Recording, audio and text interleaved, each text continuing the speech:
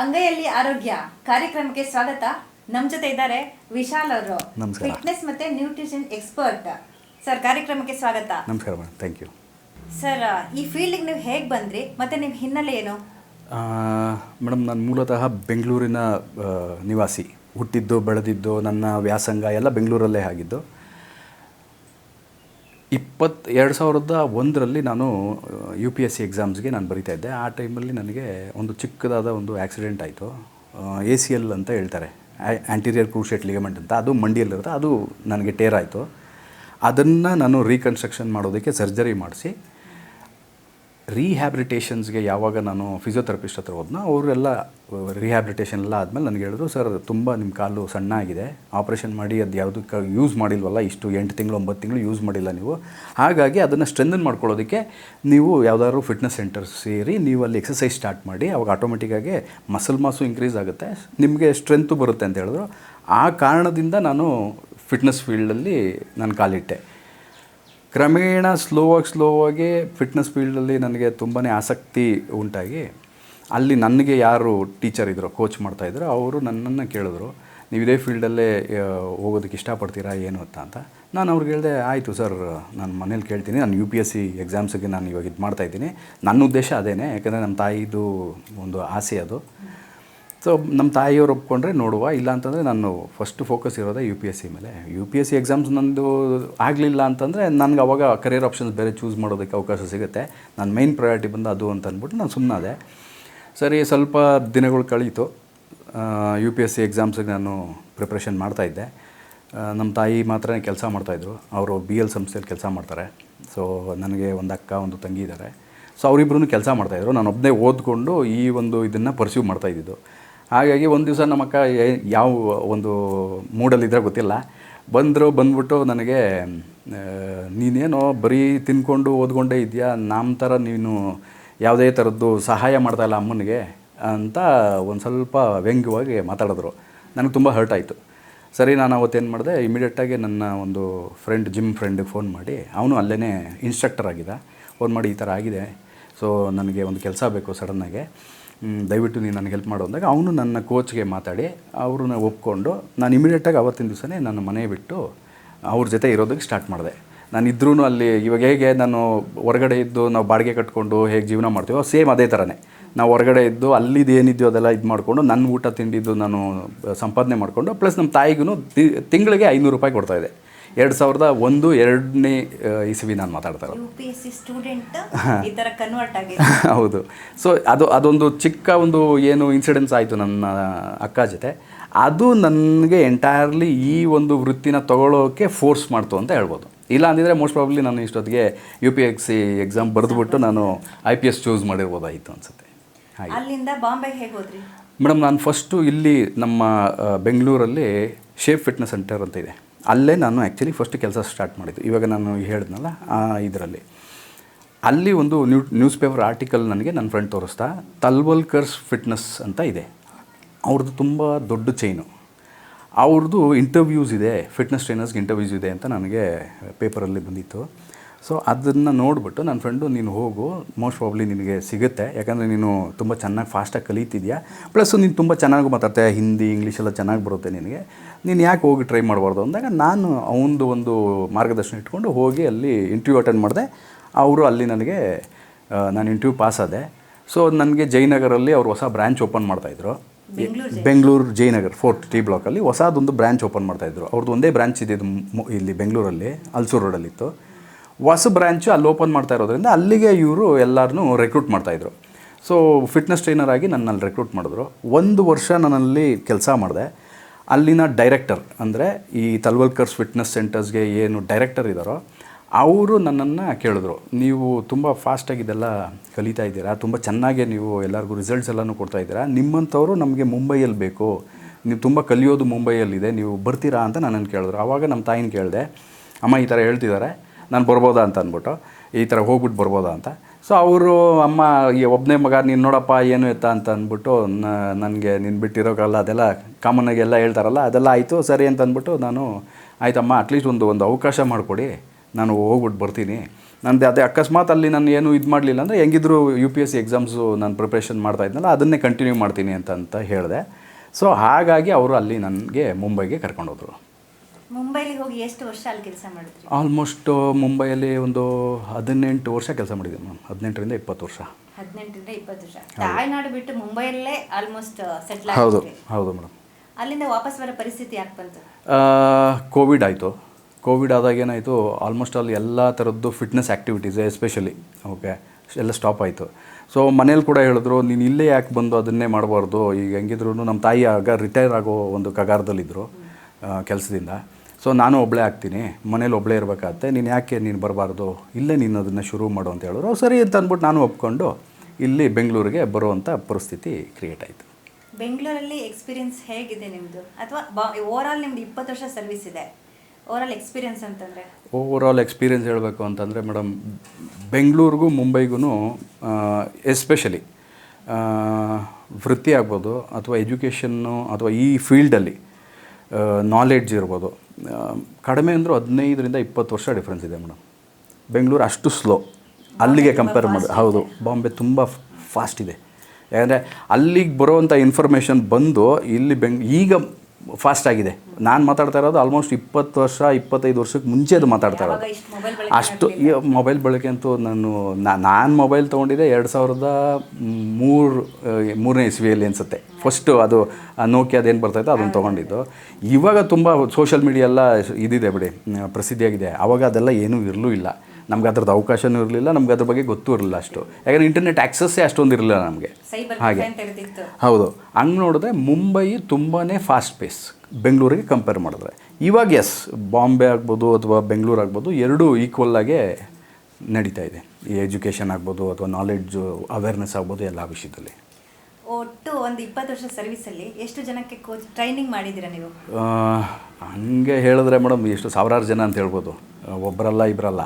ಯಾಕಂದರೆ 20 ವರ್ಷದಲ್ಲಿ ನೀವೇ ಯೋಚನೆ ಮಾಡಿ, ಒಂದು ಸಂಸ್ಥೆಯಲ್ಲಿ ನಾನು ಕೆಲಸ ಮಾಡ್ತಾಯಿದ್ದೀನಿ ಅಂದರೆ ಆ ಸಂಸ್ಥೆಯಲ್ಲೇ ಎಷ್ಟು ಜನ ಕ್ಲೈಂಟಾಗಿ ಬರ್ತಾರೆ ಫಿಟ್ನೆಸ್ ಸೆಂಟರ್ಸ್ಗೆ, ಅಲ್ಲೇ ನೀವು 100 ಜನ ನೀವು ಟ್ರೈನ್ ಮಾಡಿರ್ತೀರ ಮಿನಿಮಮ್. ಸೊ ಲೆಕ್ಕನೇ ಇಲ್ಲ. ಹಂಗೆ ನೋಡೋಕೆ ಹೋದರೆ ತುಂಬಾ ಇದೆ ಮೇಡಮ್. ಇವಾಗ ಕಾಯಿಲೆಗಳು ಸಹ ಗುಣ ಆಗುತ್ತೆ ಅಂತ ನಿಮ್ಮ ಹತ್ರ ತುಂಬ ಕ್ರಿಟಿಕಲ್ ಅಂತ ಹೇಳ್ಕೊಬೋದಾ? ಕ್ರಿಟಿಕಲ್ ಇಲ್ನೆಸಸ್ ಎಲ್ಲ ಹೆಂಗೆ ಅಂತಂದರೆ ಈಗ ರಿವರ್ಸ್ ಆಗಿರುವಂಥದ್ದು. ಹೌದು ಮೇಡಮ್. ಫಾರ್ ಎಕ್ಸಾಂಪಲ್ ಡಯಾಬಿಟಿಸೇ ತೊಗೊಳ್ಳೋಣ, ಮಧುಮೇಹ ಅಂತ ಹೇಳ್ತಾರಲ್ಲ, ಅದು ರಿವರ್ಸಬಲ್ಲೇ. 20 ವರ್ಷಕ್ಕೆ ಮುಂಚೆ ನಾನು ಹೇಳಿದಾಗ ಯಾರು ನಂಬಲೂ ಇಲ್ಲ ಅದನ್ನು. ಈವನ್ ಡಾಕ್ಟರ್ಸ್ ಕೂಡ ಅದನ್ನ ನಕಾರಿಸ್ತಾ ಇದ್ರು. ಹೌದು, ಇದು ರಿವರ್ಸಬಲ್ ಅಲ್ಲ, ಇದು ಕಂಪ್ಲೀಟ್ ಇದನ್ನು ಗುಣಪಡಿಸೋಕೆ ಆಗೋದಿಲ್ಲ ಅಂತ ಹೇಳ್ತಾಯಿದ್ರು ಆಗ. ಅದನ್ನೇ ಚಾಲೆಂಜಾಗಿ ಇಟ್ಕೊಂಡು ನನ್ನ ಒಂದು ಕ್ಲೈಂಟ್ ಇದ್ದರು ಮುಂಬೈಯಲ್ಲಿ, ಅವ್ರಿಗೆ ಡಯಾಬಿಟಿಸ್ ಇತ್ತು. ಅವ್ರಿಗೆ ಈ ನಮ್ಮ ಏನು ಆಹಾರ ಇದೆಯೋ ಅದರಲ್ಲಿ ನಾವು ಚೇಂಜಸ್ ಮಾಡಿ ಅವ್ರಿಗೆ ಎಕ್ಸಸೈಸು ಅದರ ಜೊತೆ ಇದು ಮಾಡಿ ಕ್ಲಬ್ ಮಾಡಿದ್ಮೇಲೆ 1 ವರ್ಷ ತೊಗೊಂಡ್ರು ಅವ್ರದ್ದು ಡಯಾಬಿಟೀಸ್ ಎಲ್ಲ ಫುಲ್ಲಾಗಿ ನಾರ್ಮಲ್ ಆಗೋದಕ್ಕೆ, ಬ್ಲಡ್ ಗ್ಲೂಕೋಸ್ ಲೆವೆಲ್ಸ್ ಎಲ್ಲ ನಾರ್ಮಲ್ ಆಗೋದಕ್ಕೆ. ಅದಾದಮೇಲೆ ಇವತ್ತಿಗೂ ಅವರು ಡಯಾಬಿಟಿಕ್ ಫ್ರೀ ಆಗಿದ್ದಾರೆ, ಆರಾಮಾಗಿದ್ದಾರೆ. ಸೊ ನಾನು 20 ವರ್ಷಕ್ಕೆ ಮುಂಚೆ ಹೇಳಿರೋ ಮಾತು ಇವತ್ತು ನೋಡಿ ಟೆಲಿವಿಷನಲ್ಲೇ ಹೇಳ್ತಾರೆ, ಡಾಕ್ಟರ್ಸ್ ಹೇಳ್ತಾರೆ ಡಯಾಬಿಟಿಸ್ ಕ್ಯಾನ್ ಬಿ ರಿವರ್ಸ್ಡ್ ಅಂತ ಅಂದ್ಬಿಟ್ಟು. ಸೊ ಅಂದರೆ ನೀವು ಯೋಚನೆ ಮಾಡಿ ಎಷ್ಟು ಇನ್ನೂ ಜನಕ್ಕೆ ಅವೇರ್ನೆಸ್ ಇಲ್ಲ ಅದ್ರ ಬಗ್ಗೆ ಅಂತ ಅಂದ್ಬಿಟ್ಟು. ಇನ್ನೂ ಅದನ್ನು ಅವರು ತಿಳ್ಕೊಳ್ಳೋದಕ್ಕೆ ಅವರು ಯಾರೂ ಮುಂದೆನೇ ಬರ್ತಾಯಿಲ್ಲ. ಪ್ಲಸ್ ನಮ್ಮ ಡಾಕ್ಟರ್ಸ್ ಹೇಳ್ಬೇಕು ಆ್ಯಕ್ಚುಲಿ ಅದನ್ನು 100% ಯಾವ ಕಾಯಿಲೆನೂ ಇರ್ರಿವರ್ಸಬಲ್ ಅಲ್ಲ ಅಂತ ಅಂದ್ಬಿಟ್ಟು ಅವ್ರು ಹೇಳಬೇಕು, ಎಲ್ಲ ರಿವರ್ಸಬಲ್ ಅಂತ. ಆದರೆ ಅದು ಯಾರು ಮಾಡ್ತಾಯಿಲ್ಲ, ಯಾರು ಮಾಹಿತಿ ಕೊಡ್ತಾಯಿಲ್ಲ ಅದ್ರ ಬಗ್ಗೆ. ಮಧುಮೇಹ ಹೇಳಿದ್ರಿ, ಅದು ಬಿಟ್ಟು ಇನ್ನು ಯಾವ್ಯಾವ ರೋಗಗಳು ರಿವರ್ಸ್? ಮೇಡಮ್ ಬ್ಲಡ್ ಪ್ರೆಷರ್ ಇರ್ಬೋದು, ಓಕೆ, ಆಮೇಲೆ PCOS ಅಂತ ಹೇಳ್ತಾರೆ ಅದಿರ್ಬೋದು, ಓಕೆ, ಎಲ್ಲ ಥರದ ಕಾಯಿಲೆನೂ ಮಾಡ್ಬೋದು. ಮೇಜರ್ ಕ್ರಿಟಿಕಲ್ ಕಾಯಿಲೆ ಇರುತ್ತಲ್ಲ ಅದೆಲ್ಲ ಸ್ವಲ್ಪ ಕಷ್ಟನೇ. ಅದ್ರದ್ದು ಸ್ಟೇಜಸ್ ನೋಡ್ತಾರೆ. ಇವಾಗ ತುಂಬ ಸ್ಟೇಜಸ್ 3rd ಸ್ಟೇಜು 4th ಸ್ಟೇಜೆಲ್ಲ ಆಗಿತ್ತು ಅಂದರೆ ಅದೆಲ್ಲ ಕ್ಯೂರ್ ಮಾಡೋದು ತುಂಬ ಕಷ್ಟ. ಸರ್, ದೇಹ ಮತ್ತು ಮನಸ್ಸು ಎರಡು ಸಮತೋಲನ ಸ್ಥಿತಿಯಲ್ಲಿರೋದು ಆರೋಗ್ಯ ಅಂತ ಹೇಳೋದು. ಆದರೆ ನೀವು ಯಾವ ಆಧಾರದ ಮೇಲೆ, ಒಂದು ಮಹಿಳೆ ಇರ್ಬೋದು ಅಥವಾ ಪುರುಷ ಇರ್ಬೋದು, ಇವರು ಆರೋಗ್ಯವಂತರು ಅಂತ ಯಾವ ಆಧಾರದ ಮೇಲೆ ಹೇಳ್ತೀರಾ? ಮೇಡಮ್, ಫಸ್ಟ್ ನಾವು ಆರೋಗ್ಯವಾಗಿದ್ದೀವ ಅಂತ ಡಿಟರ್ಮೈನ್ ಮಾಡೋದೇ ಡೆಫಿಷಿಯನ್ಸೀಸ್ ಅಂತ ಹೇಳ್ತೀವಿ. ಏನು ನ್ಯೂಟ್ರಿಯನ್ ಡೆಫಿಷಿಯನ್ಸೀಸು. ನಮ್ಮ ದೇಹದಲ್ಲಿ ವೈಟಮಿನ್ ಡಿ ಡೆಫಿಷಿಯನ್ಸಿ ಈಗಿನ ಕಾಲಘಟ್ಟಕ್ಕೆ 95% ಎಲ್ಲರಿಗೂ ವೈಟಮಿನ್ ಡಿ ಡೆಫಿಷಿಯನ್ಸಿ ಇದ್ದೇ ಇರುತ್ತೆ. ಅದೊಂದನ್ನೇ ದೇವರು ನಮಗೆ ಸ್ವಂತವಾಗಿ ಒಳಗಡೆ ಕ್ರಿಯೇಟ್ ಮಾಡ್ಕೊಳ್ಳೋವಂಥ ಶಕ್ತಿ ಕೊಟ್ಟಿರೋದು. ನಾವು ಸೂರ್ಯನ ಬೆಳಕನ್ನು ನಮ್ಮ ದೇಹ ಯೂಸ್ ಮಾಡಿ ವೈಟಮಿನ್ ಡಿ ಕ್ರಿಯೇಟ್ ಮಾಡುತ್ತೆ. ಫ್ರೀ ಆಫ್ ಕಾಸ್ಟ್ ಅದು. ಹೌದು, ಫ್ರೀ ಆಫ್ ಕಾಸ್ಟ್. ಯಾವಾಗ ವೈಟಮಿನ್ ಡಿ ಡೆಫಿಷಿಯನ್ಸಿ ಕ್ರಿಯೇಟ್ ಆಗುತ್ತೋ ಬೈ ಡಿಫಾಲ್ಟ್ ಏನಾಗುತ್ತೆ, ಎಲ್ಲ ಥರದ್ದು ಹಾರ್ಮೋನಲ್ ಚೇಂಜಸ್ ಆಗೋಕ್ಕೆ ಸ್ಟಾರ್ಟ್ ಆಗುತ್ತೆ. ಸೊ ಮೂಲ ಅಂತ ಹೇಳ್ಬೋದು, ರೂಟ್ ಕಾಸ್ ಅನ್ಬೋದು ವೈಟಮಿನ್ ಡಿ ಡೆಫಿಷಿಯನ್ಸಿ. ಈ ವೈಟಮಿನ್ ಡಿ ಡೆಫಿಷಿಯನ್ಸಿ ಇಲ್ಲ ಅಂತ ತಿಳ್ಕೊಳ್ಳಿ, ಅಂಥವರು ಆರೋಗ್ಯಕರವಾಗಿರ್ತಾರೆ ಅಂತ ಹೇಳ್ಬೋದು. ಯಾಕೆಂದರೆ ವೈಟಮಿನ್ ಡಿ ಮೇಯ್ನಾಗಿ ಟೆಸ್ಟೋಸ್ಟೆರೋನ್ ಪ್ರೊಡಕ್ಷನ್ ಮಾಡೋದಕ್ಕೆ, ಹಾರ್ಮೋನ್ಸ್ ಪ್ರೊಡಕ್ಷನ್ ಮಾಡೋದಕ್ಕೆ ಅವಶ್ಯಕ. ಅದಾದಮೇಲೆ ವೈಟಮಿನ್ ಡಿ ಬೋನ್ ಮಿನರಲ್ಸ್, ನಮ್ಮದೇನಿದೆ ನಮ್ಮ ಬೋನ್ಸ್ನೆಲ್ಲ ಸ್ಟ್ರಾಂಗಾಗಿ ಇಟ್ಕೊಳ್ಳೋದಕ್ಕೆ ಅದು ತುಂಬಾ ಇಂಪಾರ್ಟೆಂಟ್. ಎಲ್ಲರೂ ಕ್ಯಾಲ್ಶಿಯಮ್ ಅಂತ ತಿಳ್ಕೊಳ್ತಾರೆ, ಆದರೆ ಕ್ಯಾಲ್ಶಿಯಮ್ಗಿನ್ನ ಹೆಚ್ಚಾಗಿ ಇಂಪಾರ್ಟೆಂಟ್ ಇರೋದೇ vitamin D. Thyroid gland function ಆಗೋದಕ್ಕೆ ವೈಟಮಿನ್ ಡಿ ತುಂಬಾ ಇಂಪಾರ್ಟೆಂಟ್. ಆಮೇಲೆ DHEA ಅಂತ ಹೇಳ್ತಾರೆ, ಅದು ನಮ್ಮ ಬಾಡಿಯಲ್ಲಿ ಚೆನ್ನಾಗೇ ಪ್ರೊಡ್ಯೂಸ್ ಆಗಬೇಕು ಅಂದರೆ ವೈಟಮಿನ್ ಡಿನೇ ಬೇಕು. ಸೊ ಹಾಗಾಗಿ ಏನೇ ಮಾಡಿದ್ರೂ ನಾವು ಈ ಡೆಫಿಷಿಯನ್ಸಿ ವೈಟಮಿನ್ ಡಿದು ಕ್ರಿಯೇಟ್ ಆಗಲಿಲ್ಲ ಅಂತಂದರೆ ಆಟೋಮೆಟಿಕ್ಕಾಗಿ ನೀವು ಆರೋಗ್ಯವಾಗಿದ್ದೀರಾ ಅಂತ ಅರ್ಥ. ಯಾವುದೇ ಥರದ್ದು ನಮಗೆ ಕಾಯಿಲೆ ಬರೋದಿಲ್ಲ, ಯಾವುದೇ ಥರದ್ದು ನಮಗೆ ಹಾರ್ಟ್ ಡಿಸೀಸಸ್ ಆಗ್ಬೋದು, ಅಥವಾ ಹೈಪರ್ ಟೆನ್ಷನ್ ಆಗ್ಬೋದು, ಯಾವುದೇ ಥರ PCOS ಆಗ್ಬೋದು, ಡಯಾಬಿಟಿಸ್ ಆಗ್ಬೋದು. Vitamin D most important madam. So ಆರೋಗ್ಯವಾಗಿದ್ದೀರಾ ಅಂತ ಹೇಳೋದಕ್ಕೆ ವೈಟಮಿನ್ ಡಿನೇ ಕಾರಣ. ಹೌದು, ಫಸ್ಟ್ ಟೆಸ್ಟ್ ಮಾಡಿಸ್ಬೇಕಾಗಿರೋದು ಅದೇ. ಯಾರೇ ಆದ್ರೂ ಫಸ್ಟ್ ವೈಟಮಿನ್ ಡಿ ಟೆಸ್ಟ್ ಮಾಡಿಸ್ಬಿಟ್ರೆ, ಬ್ಲಡ್ ಟೆಸ್ಟ್ ಮಾಡಿಸಿದ್ರೆ ಅದು ಕಡಿಮೆ ಇಲ್ಲ ಅಂತಂದರೆ ನೆಕ್ಸ್ಟ್ ಸ್ಟೆಪ್ಪು ಇನ್ನೇನು ಡೆಫಿಷಿಯನ್ಸೀಸ್ ಮುಂದೆ ಇದೆ ಅಂತ ಅಂದ್ಬಿಟ್ಟು ಅದರಿಂದ ನಾವು ತಿಳ್ಕೊಬೋದು. ಆರೋಗ್ಯದ ಬಗ್ಗೆ ಹೇಳಿದ್ರಿ, ಆರೋಗ್ಯ ಯಾಕೆ ಅಷ್ಟೊಂದು ಮುಖ್ಯ ಅಂತ? ಮೇಡಮ್, ನೀವು ಹೆಂಗೆ ಕೇಳ್ತಾ ಇದ್ದೀರಾ ಅಂತಂದರೆ ಹೃದಯ ಯಾಕೆ ದೇಹಕ್ಕೆ ಮುಖ್ಯ ಅಂದಂಗೆ ಆಯಿತು. ಇವಾಗ ನೋಡಿ, ಹಂಗೆ ಯೋಚನೆ ಮಾಡಿ, ಆರೋಗ್ಯ ಇಲ್ಲ ಅಂತಂದರೆ ನಾವು ಜೀವನದಲ್ಲಿ ಯಾವುದೇ ಥರದ್ದು ಫಿಸಿಕಲ್ ಆ್ಯಕ್ಟಿವಿಟಿ ನಾವೇನು ಮಾಡೋಕ್ಕಾಗಲ್ಲ, ನಾವು ಕೆಲಸಕ್ಕೆ ಹೋಗೋಕ್ಕಾಗಲ್ಲ, ಯಾವುದೇ ಥರದ್ದು ಒಳ್ಳೆಯ ಆಲೋಚನೆಗಳು ನಮಗೆ ಬರೋದಿಲ್ಲ. ಎಲ್ಲದಕ್ಕೂ ಮೂಲ ಕಾರಣನೇ ಆರೋಗ್ಯ.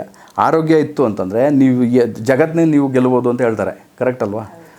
ಅದೇ ರೀತಿಯಲ್ಲಿ ಆರೋಗ್ಯ ಇವತ್ತಿಗೆ ಇಲ್ಲ ಅಂತಂದರೆ ಆಟೋಮೆಟಿಕ್ಕಾಗಿ ಏನಾಗ್ತಾಯಿದೆ ಅಂತಂದರೆ ನಾವು ಡಿಸೀಸಸ್ನ ಇನ್ವೈಟ್ ಮಾಡ್ದಂಗೆ ಆಯಿತು, ನಮ್ಮ ಮನೆಗೆ ಕಾಯಿಲೆಗಳನ್ನ ನಾವು ಕರೆಯೋಲೆ ಕೊಟ್ಟಂಗೆ ಆಯಿತು.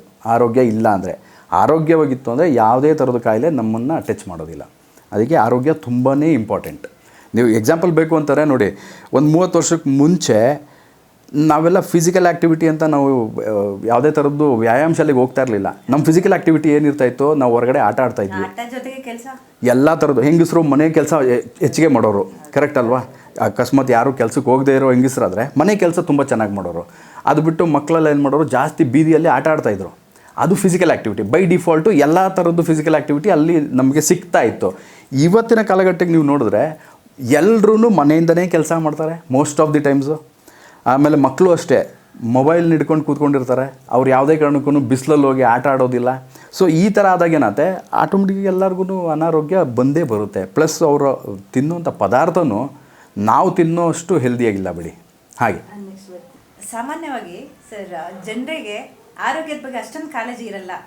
ಬ್ಯುಸಿ ಶೆಡ್ಯೂಲ್ ಇರ್ಬೋದು, ಹಣಕಾಸಿನ ಸಮಸ್ಯೆ ಇರ್ಬೋದು, ಜೊತೆಗೆ ಮೈನಾಗಿ ಸೋಮಾರಿತನ.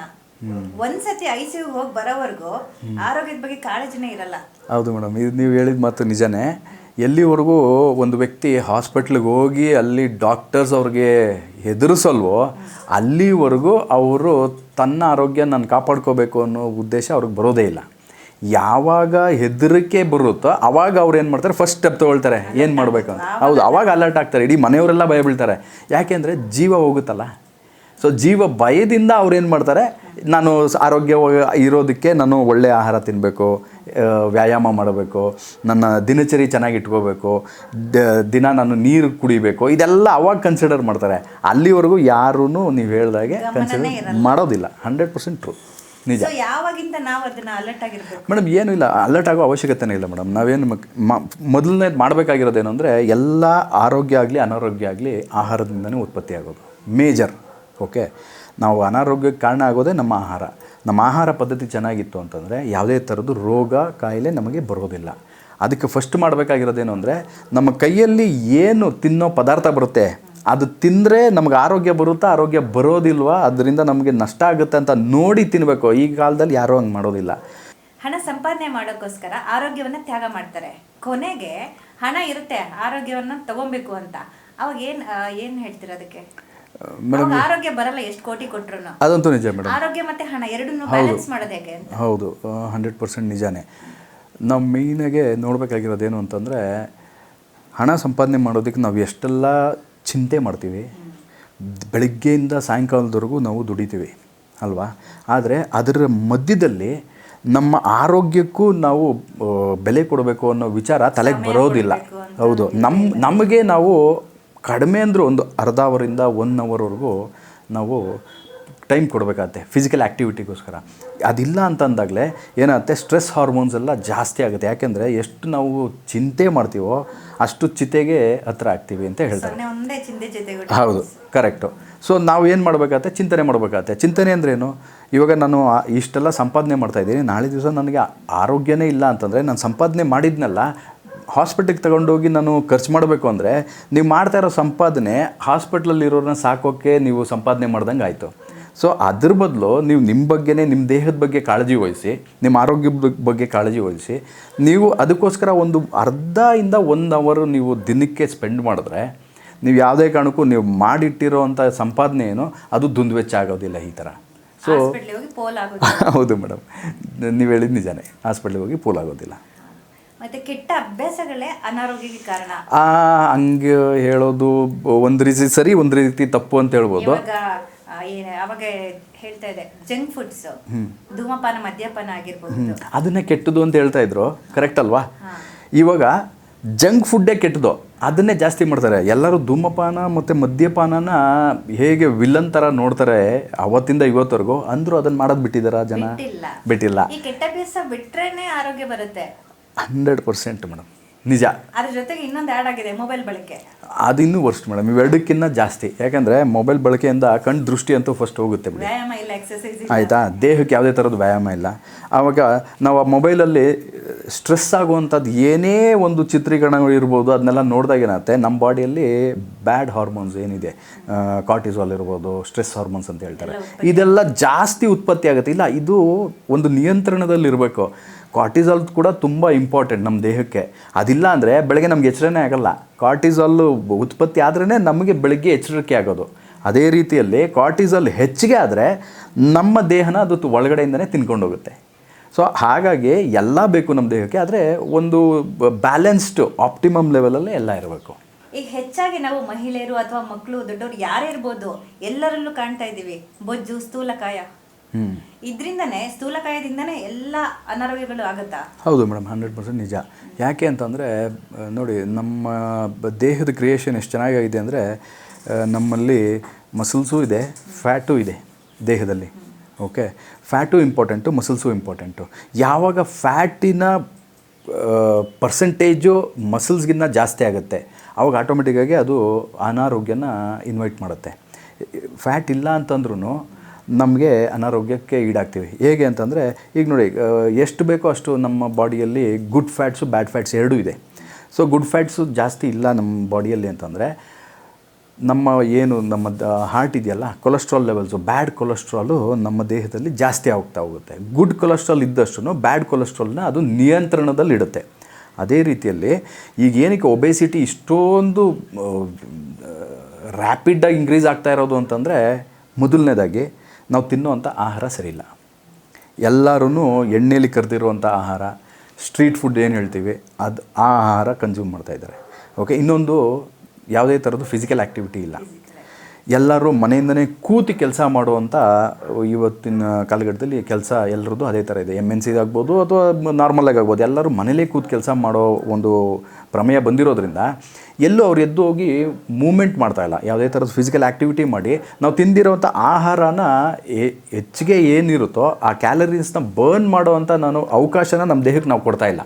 ಹಂಗಾಗಿ ತುಂಬ ಜಾಸ್ತಿ ಇವಾಗ ಏನು ಹೇಳ್ತಾರೆ, ಒಬೆಸಿಟಿ ಚಿಕ್ಕ ಮಕ್ಕಳಲ್ಲೂ ಇದೆ, ದೊಡ್ಡ ವ್ಯಕ್ತಿಯಲ್ಲೂ ಇದೆ. ಯಾಕೆ ಚಿಕ್ಕ ಮಕ್ಕಳಲ್ಲಿ ಇನ್ನೂ ಜಾಸ್ತಿ ಆಗ್ತಾಯಿದೆ. ಹಂಗೆ ನೋಡಬೇಕು ಅಂದರೆ ಅವರಲ್ಲೇ ಜಾಸ್ತಿ ಆಗ್ತಾ ಇರೋದು ಬೇರೆಯವ್ರಿಗೆ ಕಂಪೇರ್ ಮಾಡಿದ್ರೆ.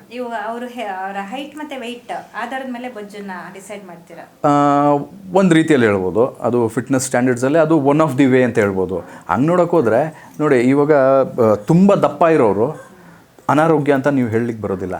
ಅವರಲ್ಲಿ ಫ್ಯಾಟ್ ಪರ್ಸೆಂಟೇಜ್ ಕಡಿಮೆ ಇತ್ತು, ಮಸಲ್ ಮಾಸ್ ಪರ್ಸೆಂಟೇಜ್ ಜಾಸ್ತಿ ಇದ್ದಾಗ ಅವ್ರು ಅನಾರೋಗ್ಯರು ಅಂತ ಹೇಳೋಕ್ಕಲ್ಲ. ಹಾಂ ಇಲ್ಲ, ಆ ಥರ ಹೇಳೋಕ್ಕಲ್ಲ. ಸಣ್ಣ ಇರೋರೆಲ್ಲ ಆರೋಗ್ಯವಾಗಿದ್ದಾರೆ ಅಂತಲೂ ಹೇಳೋಕ್ಕಾಗಲ್ಲ. ಯಾಕೆಂದರೆ ನಮ್ಮಲ್ಲಿ ಎಷ್ಟೊಂದು ಥರದ್ದು ಕೊಬ್ಬಿನಂಶ ಇರುತ್ತೆ. ಒಂದು ಚರ್ಮದ ಕೆಳಗೆ ಇರುತ್ತೆ, ಒಂದು ನಮ್ಮ ಮಸಲ್ಸ್ ಮಧ್ಯದಲ್ಲಿರ್ತದೆ, ಇನ್ನೊಂದು ಬಂದು ನಮ್ಮ ಒಳಗಡೆ ಇಂಟರ್ನಲ್ ಆರ್ಗನ್ಸ್ ಏನು ಹೇಳ್ತೀರಿ ಅದ್ರ ಮೇಲೆ ಇರುತ್ತೆ. ಸೊ ಯಾವಾಗ ಇಂಟರ್ನಲ್ ಆರ್ಗನ್ಸ್ ಮೇಲೆ ಇರೋ ಬೊಜ್ಜು ಜಾಸ್ತಿ ಆಗುತ್ತೋ ಆವಾಗ ಅನಾರೋಗ್ಯಕ್ಕೆ ಮನುಷ್ಯ ಬೀಳ್ತಾನೆ. ಬೊಜ್ಜಿನಿಂದಾಗಿ ನಾನಾ ಕಾಯಿಲೆ. ಹೌದು ಹೌದು ಹೌದು. ಅನಾರೋಗ್ಯಕ್ಕೆ ಮುಖ್ಯ ಕಾರಣನೇ ಆರ್ಗನ್ಸ್ ಮೇಲೆ ಇರುವಂಥ ಬೊಜ್ಜು. ಫ್ಯಾಟಿ ಲಿವರ್ ಅಂತ ಹೇಳ್ತಾರೆ. ಓಕೆ, ಎಲ್ಲ ಥರದ್ದು ನಮ್ಮೇನು ಇಂಟರ್ನಲ್ ಆರ್ಗನ್ಸ್ ಇದೆ, ಅದು ಪ್ಯಾನ್ಕ್ರಿಯಾಸ್ ಆಗ್ಬೋದು, ಲಿವರ್ ಆಗ್ಬೋದು, ಅಥವಾ ಕಿಡ್ನಿ ಆಗ್ಬೋದು, ಅಥವಾ ನಮ್ಮ ಗಟ್ಟಿರ್ಬೋದು, ಎಲ್ಲದ್ರ ಮೇಲೂ ಫ್ಯಾಟ್ ಜಮಾ ಆಗುತ್ತೆ. ಹೇಗೆ ಅಂತಂದರೆ ಇವಾಗ ನನ್ನ ಡೈಲಿ ರುಟೀನ್ ಏನು ಬೆಳಗ್ಗೆಯಿಂದ ಸಾಯಂಕಾಲದವ್ರಿಗೆ ಏನು ಕೆಲಸ ಮಾಡ್ತೀನೋ ಅದನ್ನು ಯಾರನ್ನಾರು ಒಬ್ಬರು ನನ್ನ ಹೆಗಲ ಮೇಲೆ ಕೂಡಿಸ್ಕೊಂಡು ಮಾಡೋದಕ್ಕೂ ನಾನು ಅವರು ನನ್ನ ಹೆಗಲ ಮೇಲೆ ಕೂತ್ಕೊಳ್ದಿರ ನಾನು ಇಂಡಿವಿಜುವಲ್ ಆಗಿ ಮಾಡೋದಕ್ಕೂ ಎಷ್ಟು ಡಿಫ್ರೆನ್ಸ್ ಇದೆ. ಅದೇ ಥರ ಒತ್ತಡ ನಮ್ಮೆಲ್ಲ ಇಂಟರ್ನಲ್ ಆರ್ಗನ್ಸ್ ಮೇಲೆ ಬರುತ್ತೆ. ಎಷ್ಟು ಬೊಜ್ಜು ಜಾಸ್ತಿ ಆಗುತ್ತೋ ಅಷ್ಟು ಅದರದ್ದು ಕೆಲಸ ಮಾಡೋ ಕ್ಷಮತೆ ಕಡಿಮೆ ಆಗ್ತಾ ಹೋಗುತ್ತೆ. ಅದೆಷ್ಟು ಕಡಿಮೆ ಆಗುತ್ತೋ ಅಷ್ಟು ಅನಾರೋಗ್ಯ ಬೇಗ ಬರುತ್ತೆ. ಫ್ಯಾಟಿ ಲಿವರಿಂದ ನೋಡಿ ನಿಮಗೆ ಲಿವರ್ ಸೋರೋಸಿಸ್ ಆಗುತ್ತೆ. ಲಿವರ್ ಸೋರೋಸಿಸ್ ಆಯಿತು ಅಂತಂದರೆ ಅದನ್ನು ನೀವೇನು ಮಾಡಬೇಕು, ಆಪ್ರೇಷನ್ ಮಾಡಿ ಕತ್ತರಿಸಿ ಇದು ಮಾಡ್ತಾರೆ. ಅದು ಸರಿ ಹೋಗಲಿಲ್ಲ ಅಂತಂದರೆ ನಿಮ್ಮ ಪ್ರಾಣನೇ ಕಳ್ಕೊಬೇಕಾಗತ್ತೆ. ಹಾಗೆ ಸರ್, ಬೊಜ್ಜಿಂದ ನಾನಾ ಕಾಯಿಲೆಗಳು ಬರುತ್ತೆ ಅಂತ ಹೇಳಿದ್ರಿ, ಇದನ್ನು ನಿವಾರಣೆ ಮಾಡೋದು ಹೇಗೆ? ಮೇಡಮ್, ಚಿಕ್ಕದಾಗಿ ಹೇಳಬೇಕು ಅಂತಂದರೆ ಮೊದಲನೇದಾಗಿ ನಾವು ತಿನ್ನುವಂಥ ಆಹಾರದಲ್ಲಿ ನಾವು ಚೇಂಜಸ್ ಮಾಡ್ಕೋಬೇಕು. ಇದೇ ಮೊದಲು. ಎಲ್ಲರೂ ಏನು ಅನ್ಕೊತಾರೆ, ನಮಗೆ ತುಂಬ ಬೊಜ್ಜಿರೋದ್ರಿಂದ ನಾನು ಫಸ್ಟು ಫಿಟ್ನೆಸ್ ಸೆಂಟರ್ಸ್ಗೆ ಹೋಗಿ ನಾನು ಎಕ್ಸಸೈಸ್ ಸ್ಟಾರ್ಟ್ ಮಾಡಬೇಕು ಅನ್ಕೊತಾರೆ. ಅದು ತಪ್ಪು. ಮೊದಲು ನೋಡಬೇಕಾಗಿರೋದು ಅವ್ರ ಆಹಾರದಲ್ಲಿ ಅವರು ಚೇಂಜಸ್ ಮಾಡ್ಕೋಬೇಕು. ಅದಾದಮೇಲೆ ನೆಕ್ಸ್ಟ್ ಬರೋದು ಫಿಸಿಕಲ್ ಆ್ಯಕ್ಟಿವಿಟಿ. ಇದ್ರ ಬಗ್ಗೆನೇ ಇನ್ನೂ ವಿಸ್ತಾರವಾಗಿ ಇನ್ನೊಂದು ಎಪಿಸೋಡಲ್ಲಿ ನಾವು ಮಾತಾಡೋಣ ಮೇಡಮ್. ಸರ್, ಮಹಿಳೆಯರಲ್ಲಿ ಹೆಚ್ಚಾಗಿ PCOD ಸಮಸ್ಯೆ ಪ್ರತಿಯೊಂದು ಮನೆಯಲ್ಲೂ ಇದ್ದೇ ಇರುತ್ತೆ. ಹೌದು. ಇದಕ್ಕೆ ಮೇನ್ ಕಾರಣ ಏನು, ಅಥವಾ ಇದನ್ನು ನಿವಾರಣೆ ಮಾಡೋದಾದ್ರೆ ಹೇಗೆ? ನೋಡಿ, ಎಲ್ಲದಕ್ಕೂ ಮೂಲ ಕಾರಣ ನಾನು ಆಗಲೇ ಹೇಳಿದೆ, ವೈಟಮಿನ್ ಡಿ ಡೆಫಿಷಿಯನ್ಸಿ ಅಂತ. ಓಕೆ, PCOD ಏನಕ್ಕೆ ಈಗ ತುಂಬಾ ಫಾಸ್ಟಾಗಿ ಸ್ಪ್ರೆಡ್ ಆಗ್ತಾ ಇದೆ ಅಂತಂದರೆ, ಮೊದಲನೇದಾಗಿ ನಮ್ಮ ಲೈಫ್ ಸ್ಟೈಲ್ ಚೇಂಜಸ್ಸು. ನಾವು ಎಲ್ಲ ಥರದ್ದು ಕರೆದಿರೋವಂಥ ಆಹಾರ ಇರ್ಬೋದು, ಅಥವಾ ಪ್ರೊಸೆಸ್ಡ್ ಫುಡ್ ಅಂತ ಏನು ಹೇಳ್ತಾರೆ, ಅದನ್ನು ನಾವು ಹೆಚ್ಚಿಗೆ ತಿನ್ನೋದಕ್ಕೆ ಸ್ಟಾರ್ಟ್ ಮಾಡಿದ್ದೀವಿ. ಮುಂಚೆ ಎಲ್ಲ ಮನೇಲಿ ಬಿಟ್ಟರೆ ಹೊರಗಡೆ ಎಲ್ಲೂ ನಾವು ಆಹಾರನ ಕನ್ಸ್ಯೂಮ್ ಮಾಡೋಕ್ಕೆ ಅಂತ ಸಪ್ರೇಟಾಗಿ ಹೋಟೆಲ್ಸ್ಗೆಲ್ಲ ತುಂಬ ಹೋಗ್ತಿರಲಿಲ್ಲ ಒಂದು 30 ವರ್ಷಕ್ಕೆ ಹಿಂದೆ. ಈಗ ಕಲ್ಚರ್ ಏನಾಗಿದೆ ಅಂತಂದರೆ, ಎವ್ರಿ ಫ್ರೈಡೇ ನೈಟ್ ಸ್ಟಾರ್ಟ್ ಆಯಿತು ಅಂದರೆ ನೆಕ್ಸ್ಟ್ ಅದು ಎಂಡ್ ಆಗೋದೇ ಸಂಡೇ ನೈಟ್ಗೆ. ಎಲ್ಲರೂ ಹೊರಗಡೆ ಹೋಗ್ತಾರೆ, ಹೊರಗಡೆ ಫುಡ್ಡೇ ಕನ್ಸ್ಯೂಮ್ ಮಾಡ್ತಾರೆ. ಎಲ್ಲ ಥರದ್ದು ಫುಡ್ ಅಡಿಕ್ಟಿವ್ಸ್ ಇರುತ್ತೆ, ಅದರಲ್ಲಿ ಫುಡ್ ಕಲರಿಂಗ್ಸ್ ಇರುತ್ತೆ. ಇದನ್ನು ಯಾರು ಯೋಚನೆ ಮಾಡೋದಿಲ್ಲ. ಕಡಿವಾಣ ಅವರೇ ಹಾಕೋಬೇಕು ಮೇಡಮ್, ಯಾರು ಕಡಿವಾಣ ಹಾಕೋದು? ಹೌದು, ನಮಗೆ ನಾವೇ ಕಡಿವಾಣ ಹಾಕ್ಕೊಂಡ್ರೆ ನಮಗೆ ಆರೋಗ್ಯ ಬರೋದು. ಯಾರು ಫೋರ್ಸ್ ಮಾಡಿ ಯಾರಿಗೂ ಆರೋಗ್ಯ ಕೊಡೋಕ್ಕಾಗಲ್ಲ ಮೇಡಮ್. ಆ ಥರ ಇದ್ದಿದ್ರೆ ಡಾಕ್ಟ್ರುಗಳೆಲ್ಲ ಇಷ್ಟೊತ್ತಿಗೆ ಎಲ್ಲರಿಗೂ ಆರೋಗ್ಯ ಕೊಟ್ಬಿಡ್ಬೇಕಾಯ್ತು. ಅನಾರೋಗ್ಯ ಅಂತ ಹೋದವ್ರಿಗೆಲ್ಲ ಅವರು ರಿಪೇರಿ ಮಾಡಿ ಆರೋಗ್ಯ ಮಾಡಿದ್ದೀನಿ ನೀನು ಹೋಗು ಅಂತ ಹೇಳಿರ್ಬೋದಾಯಿತು. ಅದು ಆಗೋದಿಲ್ವೇ? ಆ ಥರ ನಾವು ಫಸ್ಟ್ ನೋಡಬೇಕಾಗಿರೋದೆ ನಾವು ಏನು ಆಹಾರ ಕನ್ಸ್ಯೂಮ್ ಮಾಡ್ತಾಯಿದ್ದೀವಿ, ಅದು ಮೋಸ್ಟ್ ಇಂಪಾರ್ಟೆಂಟ್ ಆಗುತ್ತೆ. ಅದ್ರ ಮೇಲೆ ಈ ಥರದ್ದೆಲ್ಲ ಏನು ಚಿಕ್ಕಪುಟ್ಟದು ಮೆಡಿಕಲ್ ಕಾಂಪ್ಲಿಕೇಶನ್ಸ್ ಹೇಳ್ತೀವಲ್ಲ, PCOS ಅಂತ, ಅದೆಲ್ಲನೂ ನಾವು ನಿವಾರಣೆ ಮಾಡ್ಬೋದು. ಮೇಯ್ನಾಗಿ PCO ಅಂತಂದರೆ ಇಷ್ಟೇ, ಗಂಡಲ್ಲಿ ಹೆಣ್ಣಲ್ಲಿ 3 ಥರದ್ದು ಹಾರ್ಮೋನ್ಸ್ ಇರುತ್ತೆ ಮೇಜರಾಗಿ. ಮೇಯ್ನ್ ಹಾರ್ಮೋನ್ಸ್ ಅಂತ ಹೇಳ್ತಾರೆ. ಒಂದು ಟೆಸ್ಟೋಸ್ಟಿರಾನ್ ಹೇಳ್ತಾರೆ, ಒಂದು ಇಸ್ಟ್ರೋಜನ್ ಅಂತ ಹೇಳ್ತಾರೆ, ಇನ್ನೊಂದು ಪ್ರೊಜೆಸ್ಟರಾನ್ ಅಂತ ಹೇಳ್ತಾರೆ. ಇಬ್ಬರಲ್ಲೂ ಈ 3 ಇರ್ತದೆ. ಗಂಡಸರಲ್ಲಿ ಟೆಸ್ಟೋಸ್ಟಿರಾನ್ ಲೆವೆಲ್ಸು ಹೆಂಗಸ್ಗಿನ್ನ ಸ್ವಲ್ಪ ಮಾತ್ರದಲ್ಲಿ ಜಾಸ್ತಿ ಇರುತ್ತೆ. ಈಸ್ಟ್ರೋಜನ್ನು ಹೆಂಗಸರಲ್ಲಿ ಗಂಡಸರಿಗಿನ್ನ ಜಾಸ್ತಿ ಇರುತ್ತೆ. ಪ್ರೊಜೆಸ್ಟರಾನ್ ಇಬ್ಬರಲ್ಲೂ ಸಮವಾಗಿರುತ್ತೆ. ಯಾವಾಗ ಹೆಂಗಸರಲ್ಲಿ ಟೆಸ್ಟೋಸ್ಟಿರಾನ್ ಲೆವೆಲ್ಸು ಜಾಸ್ತಿ ಆಗುತ್ತೆ, ಪ್ರೊಜೆಸ್ಟರಾನ್ ಲೆವೆಲ್ಸ್ ಕಡಿಮೆ ಆಗುತ್ತಲ್ಲ, ಆವಾಗ ಇದು ಪಾಲಿಸಿಸ್ಟ್ ಓವೇರಿಯನ್ ಸಿಂಡ್ರೋಮು ಕಾಣಿಸ್ಕೊಳ್ಳುತ್ತೆ. ಇದರಿಂದ ಏನಾಗುತ್ತೆ, ಹೆಣ್ಣಿಗೆ ಏನು ಅಂಡಕೋಶ ಇದೆಯಲ್ಲ ಅದು ಇನ್ಫರ್ಟೈಲ್ ಆಗುತ್ತೆ. ಅವರು ಮಕ್ಕಳು ಮಾಡ್ಕೊಳ್ಳೋದಕ್ಕೆ ತುಂಬಾ ಕಷ್ಟ ಆಗುತ್ತೆ. ಇನ್ಫರ್ಟಿಲಿಟಿಯಿಂದ ಅವರು ಮಕ್ಕಳು ಮಾಡ್ಕೊಳ್ಳೋದಕ್ಕೆ ಆಗೋದಿಲ್ಲ. ಸೊ ಇದು PCO direct related to your child birth ಹಾಗಂತ ಹೇಳ್ಬೋದು. ಅದೆಲ್ಲದಕ್ಕೂ ಕಾರಣ ಇನ್ನೊಂದು ನೆಕ್ಸ್ಟ್ ಹೇಳಬೇಕು ಅಂತಂದರೆ ಅದೇ ಬೊಜ್ಜುತನ, ಓವರ್ ವೆಯ್ಟ್ ಅಂತ ಏನು ಹೇಳ್ತೀವಿ ಅದು, ಮತ್ತು ನಾವು ತಿನ್ನುವಂಥ ಆಹಾರಗಳು. ಇದೆಲ್ಲದರಿಂದ ನಮಗೆ ಈ ಕಾಯಿಲೆನ ನಾವೇ ಇನ್ವೈಟ್ ಮಾಡ್ಕೊಂಡಿರೋ ಥರ ಆಯಿತು. ಇದೇ ಥರದ ಎಲ್ಲ ಮೆಡಿಕಲ್ ಕಂಡೀಷನ್ಸ್ ಬಗ್ಗೆ ನಾನು ಇನ್ನೂ ಹೆಚ್ಚಿನ ಮಾಹಿತಿನ ಕೆಳಗಡೆ ಕೊಟ್ಟಿರೋವಂಥ ನಂಬರ್ಗೆ ನೀವು ಫೋನ್ ಮಾಡಿದ್ರೆ ನಾನು ಇನ್ನೂ ಹೆಚ್ಚಿಗೆ ಅದ್ರ ಬಗ್ಗೆ ನಾನು ಮಾಹಿತಿ ಕೊಡ್ತೀನಿ. ವೀಕ್ಷಕರಿಗೆ ಯಾರಿಗಾದ್ರೂ ಇನ್ನೂ ಹೆಚ್ಚಿನ ಮಾಹಿತಿ ಬೇಕು ಅಂತಂದ್ರೆ ಕೆಳಗಿರೋ ನಂಬರ್ಗೆ ಕರೆ ಮಾಡಿ ವಿಶಾಲ್ ಅವ್ರ ಜೊತೆ ಡೈರೆಕ್ಟ್ ಆಗಿ ಮಾತಾಡ್ಬೋದು.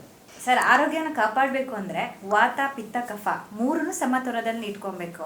ಹಾಗೆ ಚಳಿಗಾಲ, ಮಳೆಗಾಲ, ಬೇಸಿಗೆಗಾಲ ಇದರಲ್ಲಿ ತಿನ್ನುವಂತ ಆಹಾರಗಳು ಆರೋಗ್ಯದಲ್ಲಿ ಪರಿಣಾಮ ಹೇಗೆ ಬೀರುತ್ತೆ ಮೇಡಮ್. ಇವಾಗ ನೋಡಿ, ಹಂಗೆ ನೋಡಬೇಕು ಅಂತಂದರೆ ನಾವು ಸಮ್ಮರ್ ಸೀಸನಲ್ಲಿ ಎಲ್ಲ ಯಾಕೆ ವಾಟ್ರಿ ಫ್ರೂಟ್ಸ್ನೇ ಕನ್ಸ್ಯೂಮ್ ಮಾಡ್ತೀವಿ? ಯಾಕೆಂದರೆ ನಮಗೆ ಡಿಹೈಡ್ರೇಷನ್ ಆಗುತ್ತೆ. ಸಮ್ಮರಲ್ಲಿ ತುಂಬಾ ಮನುಷ್ಯನಿಗೆ ಡಿಹೈಡ್ರೇಟ್ ಆಗೋದ್ರಿಂದ ನೋಡಿ, ನೇಚರ್ ಕೂಡ ನಮಗೆ ವಾಟರ್ ಮೆಲನ್ ಕೊಟ್ಟಿದೆ, ಕಳಂಗ್ರಿ ಹಣ್ಣು ಕೊಟ್ಟಿದೆ, ಆಯಿತಾ, ಮಸ್ಕ್ ಮೆಲನ್ಸ್ ಕೊಟ್ಟಿದೆ, ಆರೆಂಜಸ್ ಕೊಟ್ಟಿದೆ. ಎಲ್ಲ ನೀರಿನ ಅಂಶ, ಎಷ್ಟು ನೀರಿನ ಅಂಶ ಜಾಸ್ತಿ ಇರುತ್ತೋ ಅಂಥ ಫ್ರೂಟ್ಸ್ನೇ ಈ ಪರ್ಟಿಕ್ಯುಲರ್ ಸೀಸನಲ್ಲೇ ಜಾಸ್ತಿ ಬೆಳೀತಾರೆ, ಜಾಸ್ತಿ ಕನ್ಸ್ಯೂಮ್ ಮಾಡ್ತಾರೆ. ಅದೇ ರೀತಿಯಲ್ಲಿ ಚಳಿಗಾಲದಲ್ಲಿ ಫಾರ್ ಎಕ್ಸಾಂಪಲ್ಲು ನಾವೇನು ಮಾಡ್ತೀವಿ, ಕಪ್ ಎಳ್ಳಿನ ಇದು ಏನು ಹೇಳ್ತಾರೆ, ತಂಬಿಟ್ಟು ಅಂತ ಹೇಳ್ತಾರಲ್ಲ, ಅದನ್ನು ನಾವು ಕನ್ಸ್ಯೂಮ್ ಮಾಡ್ತೀವಿ. ಕಪ್ ಎಳ್ಳುದು ಲಡ್ಡು. ಯಾಕೆಂದರೆ ಅದು ಉಷ್ಣತೆ ಕ್ರಿಯೇಟ್ ಮಾಡುತ್ತೆ. ಎಸ್, ಆವಾಗ ಏನು ಮಾಡುತ್ತೆ, ಅದು ಬ್ಯಾಲೆನ್ಸ್ ಮಾಡುತ್ತೆ, ನಮ್ಮ ಬಾಡಿದು ವಾತ ಪಿತ್ತ ಮತ್ತು ಕಫನ ಬ್ಯಾಲೆನ್ಸ್ ಮಾಡುತ್ತೆ. ಯಾವಾಗ ಯಾವುದು ಹೆಚ್ಚಿಗೆ ಆಗುತ್ತೆ, ನೀವು ಅದನ್ನೇ ಸಮ್ಮರಲ್ಲಿ ನೀವು ಎಳ್ಳು ತಿನ್ನಿ, ನಿಮಗೆಲ್ಲ ಮೊಡವೆ ಬರೋಕ್ಕೆ ಸ್ಟಾರ್ಟ್ ಆಗುತ್ತೆ, ಡಿಹೈಡ್ರೇಟ್ ಆಗುತ್ತೆ, ಪ್ಲಸ್ಸು ಯೂರಿನರಿ ಟ್ರ್ಯಾಕ್ ಇನ್ಫೆಕ್ಷನ್ಸ್ ಆಗೋಕ್ಕೆ ಶುರು ಆಗುತ್ತೆ. ಎಸ್ಪೆಷಲಿ ಹೆಂಗಸರಲ್ಲಿ ಜಾಸ್ತಿ ಅದು ಯೂರಿನರಿ ಟ್ರ್ಯಾಕ್ ಇನ್ಫೆಕ್ಷನ್ಸ್ ಆಗೋದು. ಯಾಕೆ ಅಂತಂದರೆ ನೀರಿನ ಅಂಶ ಕಡಿಮೆ ಆದಷ್ಟು ನಮ್ಮ ದೇಹದಲ್ಲಿ ಫ್ಲಶ್ ಔಟ್ ಆಗಬೇಕಾಗಿರೋವಂಥ ಎಲ್ಲ ಥರದ್ದು ಟಾಕ್ಸಿಕ್ಸ್ ಏನಿದೆ ದೇಹದಲ್ಲೇ ಉಳ್ಕೊಳ್ಳುತ್ತೆ. ಆವಾಗೇನಾಗುತ್ತೆ, ಅದು ವಾಪಸ್ಸು ನಮ್ಮ ಬ್ಲಡ್ಡಲ್ಲಿ ಹರಿಯೋದಕ್ಕೆ ನಮ್ಮ ಕಿಡ್ನೀಸು ಪುಷ್ ಮಾಡುತ್ತೆ.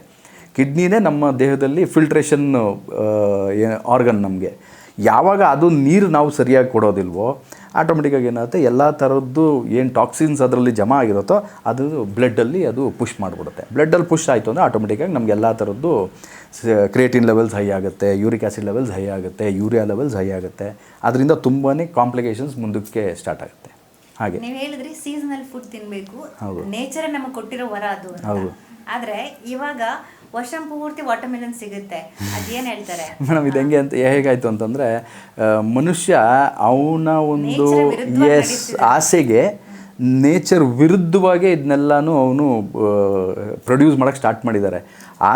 ಆ ರೀತಿ ಆಗಿನೇ ಯಾವ ಸೀಸನಲ್ಲಿ ನಾವು ಏನು ತಿನ್ನಬೇಕಾಯ್ತೋ ಅದು ಇವಾಗ ವರ್ಷಗಟ್ಟಲೆ ನಮಗೆ ಸಿಗೋ ಥರ ಆಗಿದೆ.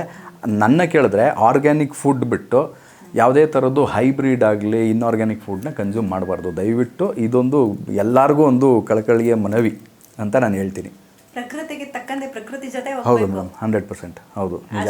ಯಾಕಂದರೆ ಪ್ರಕೃತಿನೇ ನಮ್ಮನ್ನು ಕಾಪಾಡ್ತಾ ಇರೋದು ಅಲ್ವಾ? ಭೂಮಿಯಿಂದನೇ ಬೆಳೆ, ಅದನ್ನು ತಿಂದೇ ನಾವು ಜೀವಂತವಾಗಿರೋದು. ನಾವು ಮಣಿದ್ರೂ ನೆಕ್ಸ್ಟ್ ಹೋಗೋದೇ ಭೂಮಿ ಒಳಗಡೆ. ನಮ್ಮ ಭೂಮಿ ಒಳಗಡೆ ಹೋದ್ಮೇಲೂ ಅದು ಒಂದು ಏನು ಹೇಳ್ತಾರೆ, ಗೊಬ್ಬರ ಆಗಿ ಬೇರೆ ಒಂದು ಬೆಳೆಗೆ ಅದು ಆಸ್ಪದ ಕೊಡ್ತೀವಿ ನಮ್ಮ ದೇಹ. ಅದಕ್ಕೋಸ್ಕರ ನಾವು ಎಷ್ಟು ನಾವು ನೇಚರ್ಗೆ ಒಗ್ಕೊಂಡು ಹೊಳ್ತೀವೋ ಅಷ್ಟು ನಾವು ಹೆಲ್ದಿಯಾಗಿರ್ತೀವಿ ಮೇಡಮ್. ಏನಕ್ಕೆ ನಾವು ಸಮ್ಮರ್ ಸೀಸನಲ್ಲಿ ನಾವು ಎಳ್ನೀರು ಕುಡಿತೀವಿ, ಅದರಲ್ಲಿ ಎಲೆಕ್ಟ್ರೋಲೈಟ್ಸ್ ಇರುತ್ತೆ, ಎಲ್ಲ ಥರದ್ದು ಫ್ಲೂಯಿಡ್ಸು. ಇವನ್ನು ನೋಡಿ, ಇವಾಗ ನಾವು ಸುಸ್ತು ಅಂತ ಅಂದ್ಕೊಂಡು ನಾವು ತಲೆ ಸುತ್ತು ಕೆಳಗಡೆ ಬಿದ್ದರು ಹಾಸ್ಪಿಟ್ಲಿಗೆ ಕರ್ಕೊಂಡೋದು, ಅಲ್ಲಿ ಏನು ಕೊಡ್ತಾರೆ ಹೇಳಿ? ಫಸ್ಟು ಸೆಲೀನ್ ಕೊಡ್ತಾರೆ, ಡ್ರಿಪ್ಸ್ ಹಾಕ್ತಾರೆ, ಅವ್ರಿಗೆ ಗ್ಲೂಕೋಸ್ ಕೊಡ್ತಾರಲ್ಲ.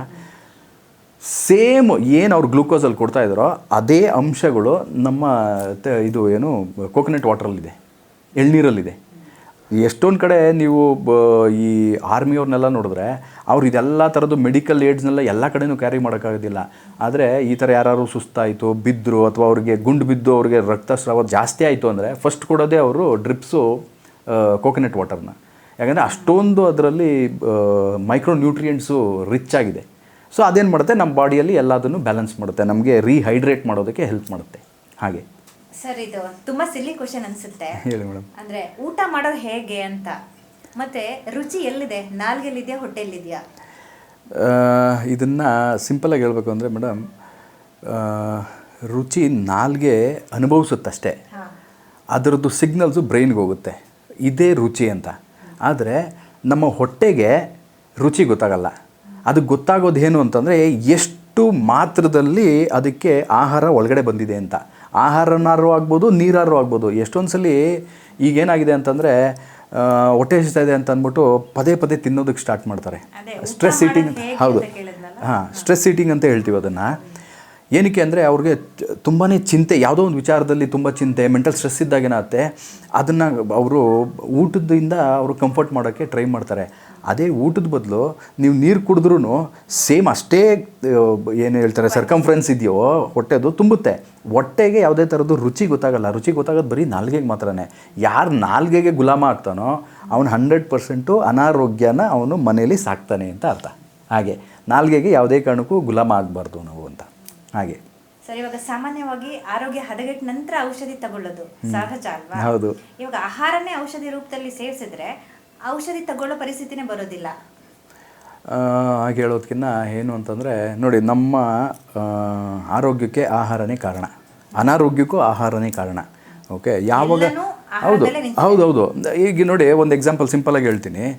ನಾವು ತಾಯಿಯ ಹೊಟ್ಟೆ ಒಳಗಡೆ ಇದ್ದಾಗಿಂದ ಹಿಡಿದು ನಾವು ಸಾಯೋವರೆಗೂ ನಮಗೆ ಆಹಾರದಿಂದನೇ ನಮ್ಮ ದೇಹ ಬೆಳೆಯೋದೋ ಹೊರತು ಬೇರೆ ಯಾವುದೇ ಥರದ್ದು ಫಿಸಿಕಲ್ ಆ್ಯಕ್ಟಿವಿಟಿಯಿಂದ ನಮಗೆ ಆರೋಗ್ಯ ಬರೋದಿಲ್ಲ. ನಮ್ಗೆ ಆರೋಗ್ಯ ಬರೋದೇ ನಾವು ಏನು ಸೇವಿಸ್ತಾ ಇದ್ದೀವಿ, ನಮ್ಗೆ ಏನು ದೇಹಕ್ಕೆ ಏನು ಕೊಡ್ತಾ ಇದ್ದೀವಿ, ಅದರಿಂದ ನಮ್ಗೆ ಆಹಾರ ಬರೋದು.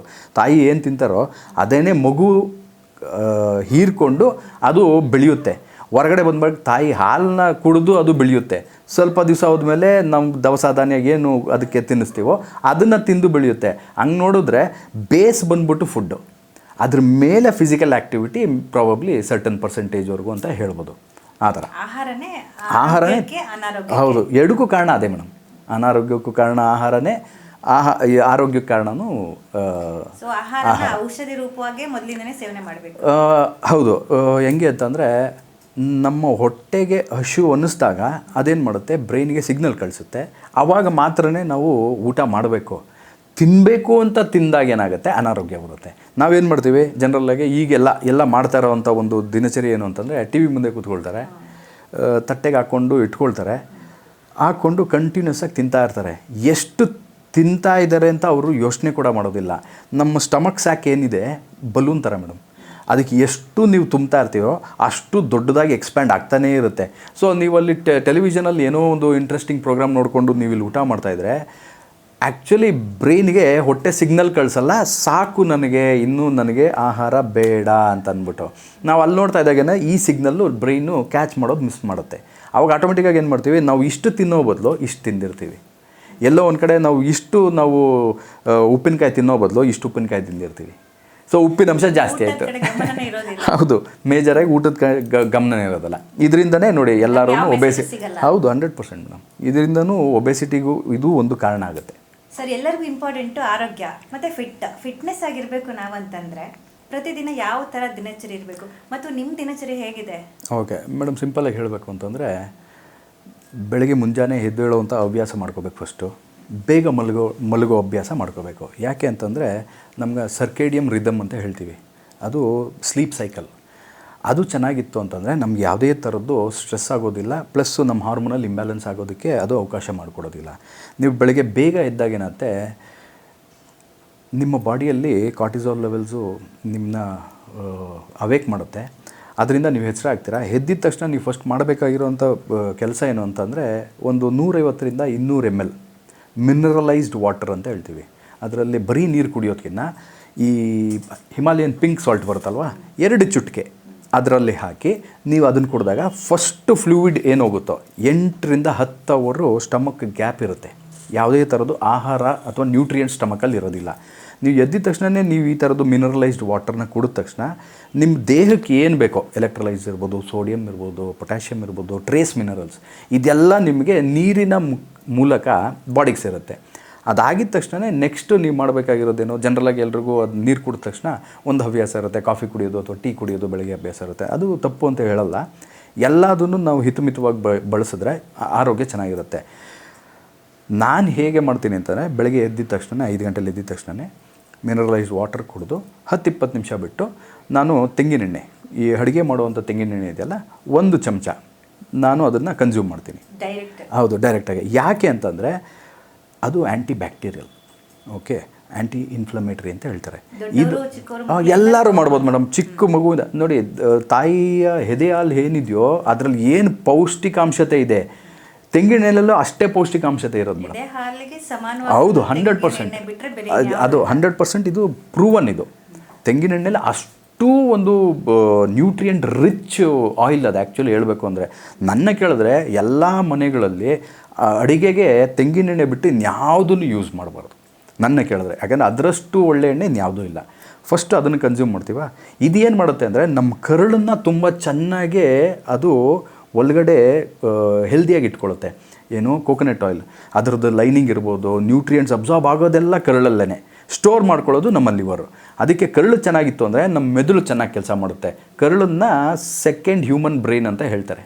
ಯಾವಾಗ ಹೊಟ್ಟೆ ಕೆಡುತ್ತೆ, ಈಗ ಹೇಳ್ತಾರಲ್ಲ ಹೊಟ್ಟೆ ಕೆಟ್ಟೋಯ್ತು, ನನಗೆ ಗ್ಯಾಸ್ ಆಗಿದೆ, ನನ್ನ ತಲೆನೇ ಓಡ್ತಾ ಇಲ್ಲ ಅಂತ ಯಾಕೆ ಹೇಳ್ತಾರೆ ಅಂದರೆ, ಯಾವುದೇ ಥರದ್ದು ಆಲೋಚನೆಗಳು ತಲೆಗೆ ಬರೋದು ಸ್ಟಾಪ್ ಆಗಿಬಿಡುತ್ತೆ ಹೊಟ್ಟೆ ಕೆಟ್ಟೋದ್ರೆ. ಅದಕ್ಕೆ ನಾವು ಕರುಳನ್ನು ಚೆನ್ನಾಗಿ ಕಾಪಾಡಿಕೊಂಡ್ರೆ ನಮ್ಮ ಯೋಚನೆಗಳು ವಿಚಾರಗಳು ಯಾವಾಗಲೂ ಚೆನ್ನಾಗಿರುತ್ತೆ, ನಮ್ಗೆ ಆರೋಗ್ಯ ಚೆನ್ನಾಗಿರುತ್ತೆ. ಓಕೆ, ಇದಾದ ಮೇಲೆ ನೆಕ್ಸ್ಟು ಎಲ್ಲರೂ ಮಾಡ್ದಂಗೆ ನಾನು ಏನು ಮಾಡ್ತೀನಿ, ಬ್ಲ್ಯಾಕ್ ಕಾಫಿ ಕುಡಿತೀನಿ. ಹೌದು, ಬ್ಲ್ಯಾಕ್ ಕಾಫಿ ವಿತೌಟ್ ಮಿಲ್ಕ್. ಜನರಲ್ಲಾಗೆ ಬೆಳೆಯೋ ಮಕ್ಕಳಿಗೆ ಮಾತ್ರನೇ ಹಾಲು ಕೊಡಬೇಕು. ಬೆಳೆಯೋ ಮಕ್ಕಳು ಅಂದರೆ ಎಷ್ಟು ವರ್ಷದವರೆಗೂ? 5 ವರ್ಷ ಮ್ಯಾಕ್ಸಿಮಮ್. ಅದಾದ ಮೇಲೆ ಹಾಲಿನ ಅಂಶ ಕಡಿಮೆ ಮಾಡಬೇಕು.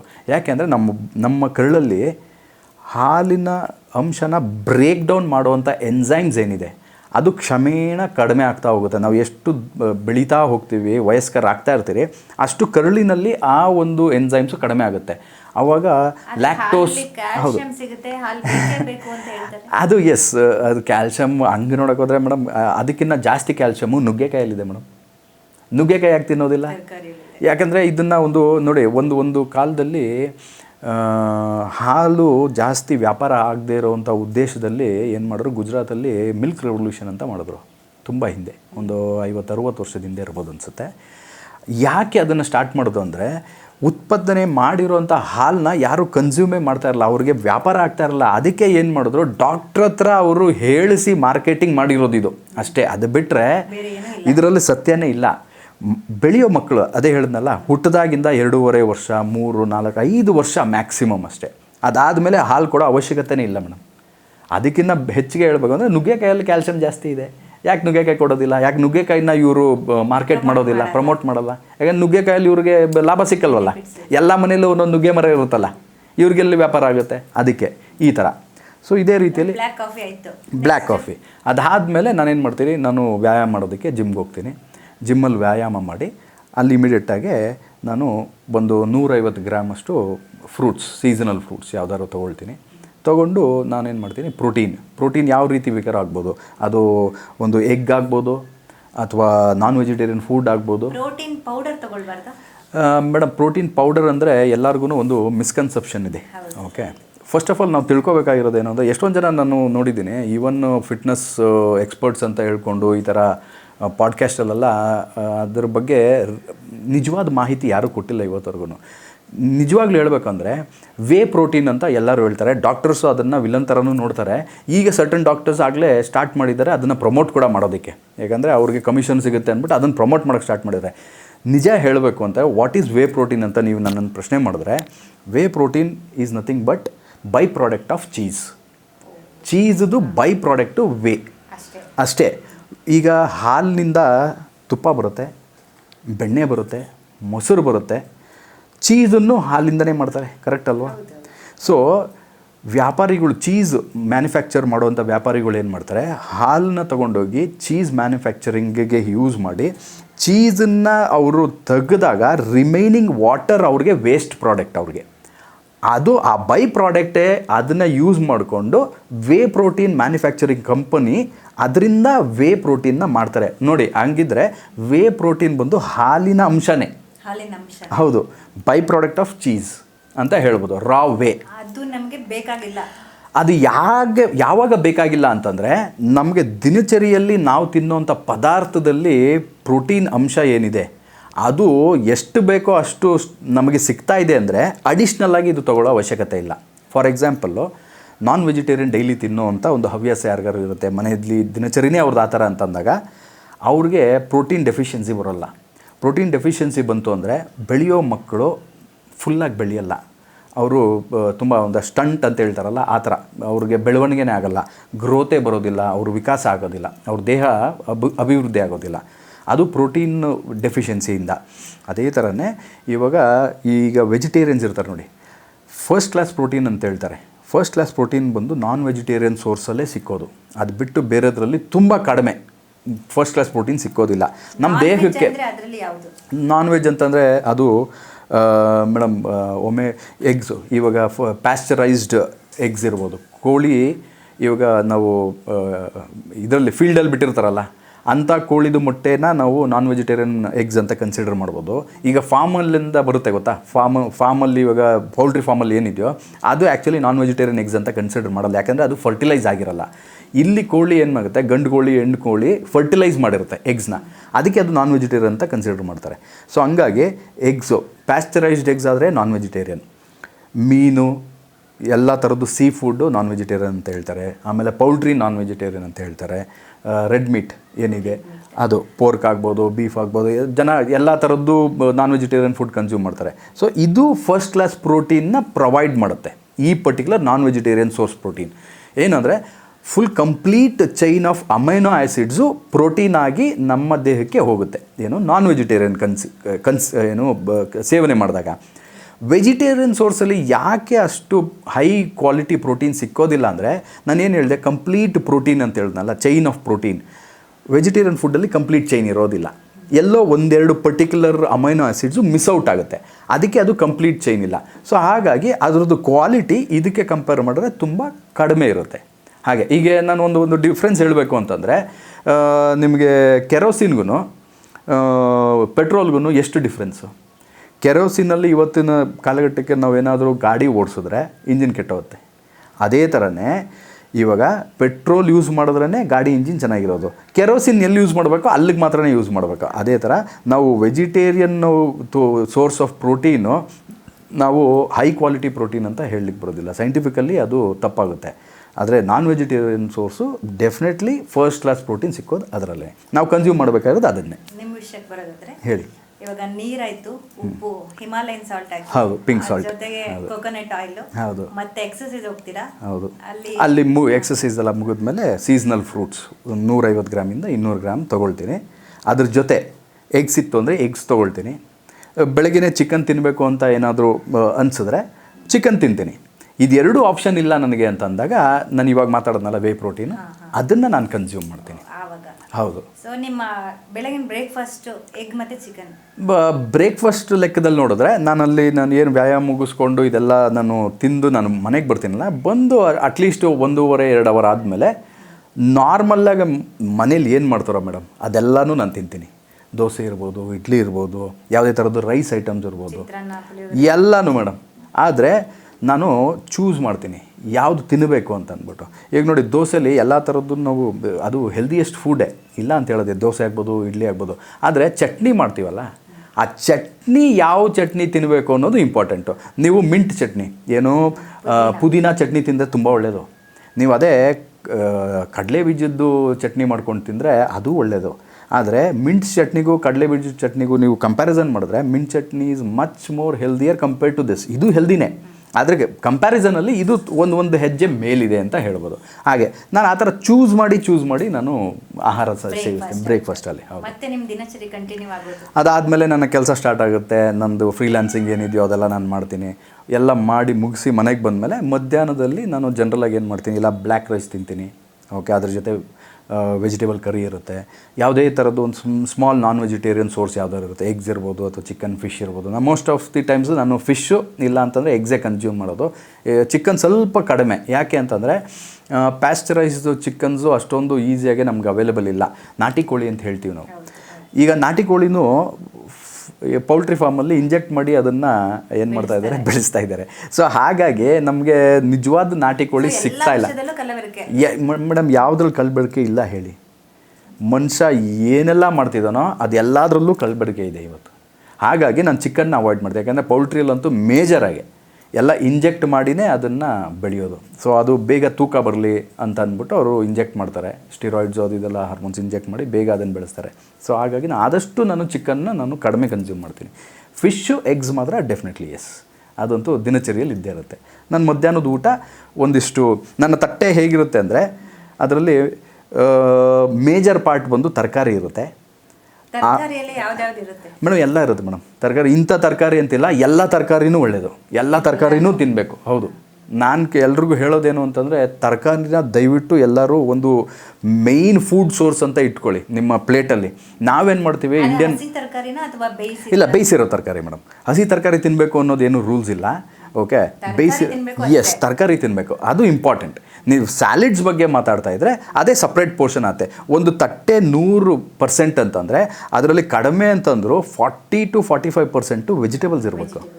ಇನ್ನು ಮಿಕ್ಕಿದ್ದು ರಿಮೈನಿಂಗ್ ಏನಿದೆ ಒಂದು 55 to 60% ಏನಿದೆ ಅದರಲ್ಲಿ ಒಂದು 30% ಪ್ರೋಟೀನ್ ಇರಬೇಕು, ಒಂದು 20% ಕಾರ್ಬೋಹೈಡ್ರೇಟ್ಸ್, ಅದರಲ್ಲೂ ಕಾಂಪ್ಲೆಕ್ಸ್ ಕಾರ್ಬೋಹೈಡ್ರೇಟ್ಸ್ ಅಂತ ಹೇಳ್ತೀವಿ. ಕಾಂಪ್ಲೆಕ್ಸ್ ಕಾರ್ಬೋಹೈಡ್ರೇಟ್ಸ್ ಏನು ಅಂತಂದರೆ ದೇಹ ಅದನ್ನು ಮುರಿದು ಶಕ್ತಿ ರೂಪದಲ್ಲಿ ಅದು ಅಬ್ಸಾರ್ಬ್ ಮಾಡ್ಕೊಳ್ಳೋದಕ್ಕೆ ತುಂಬಾ ಟೈಮ್ ತೊಗೊಳುತ್ತೆ.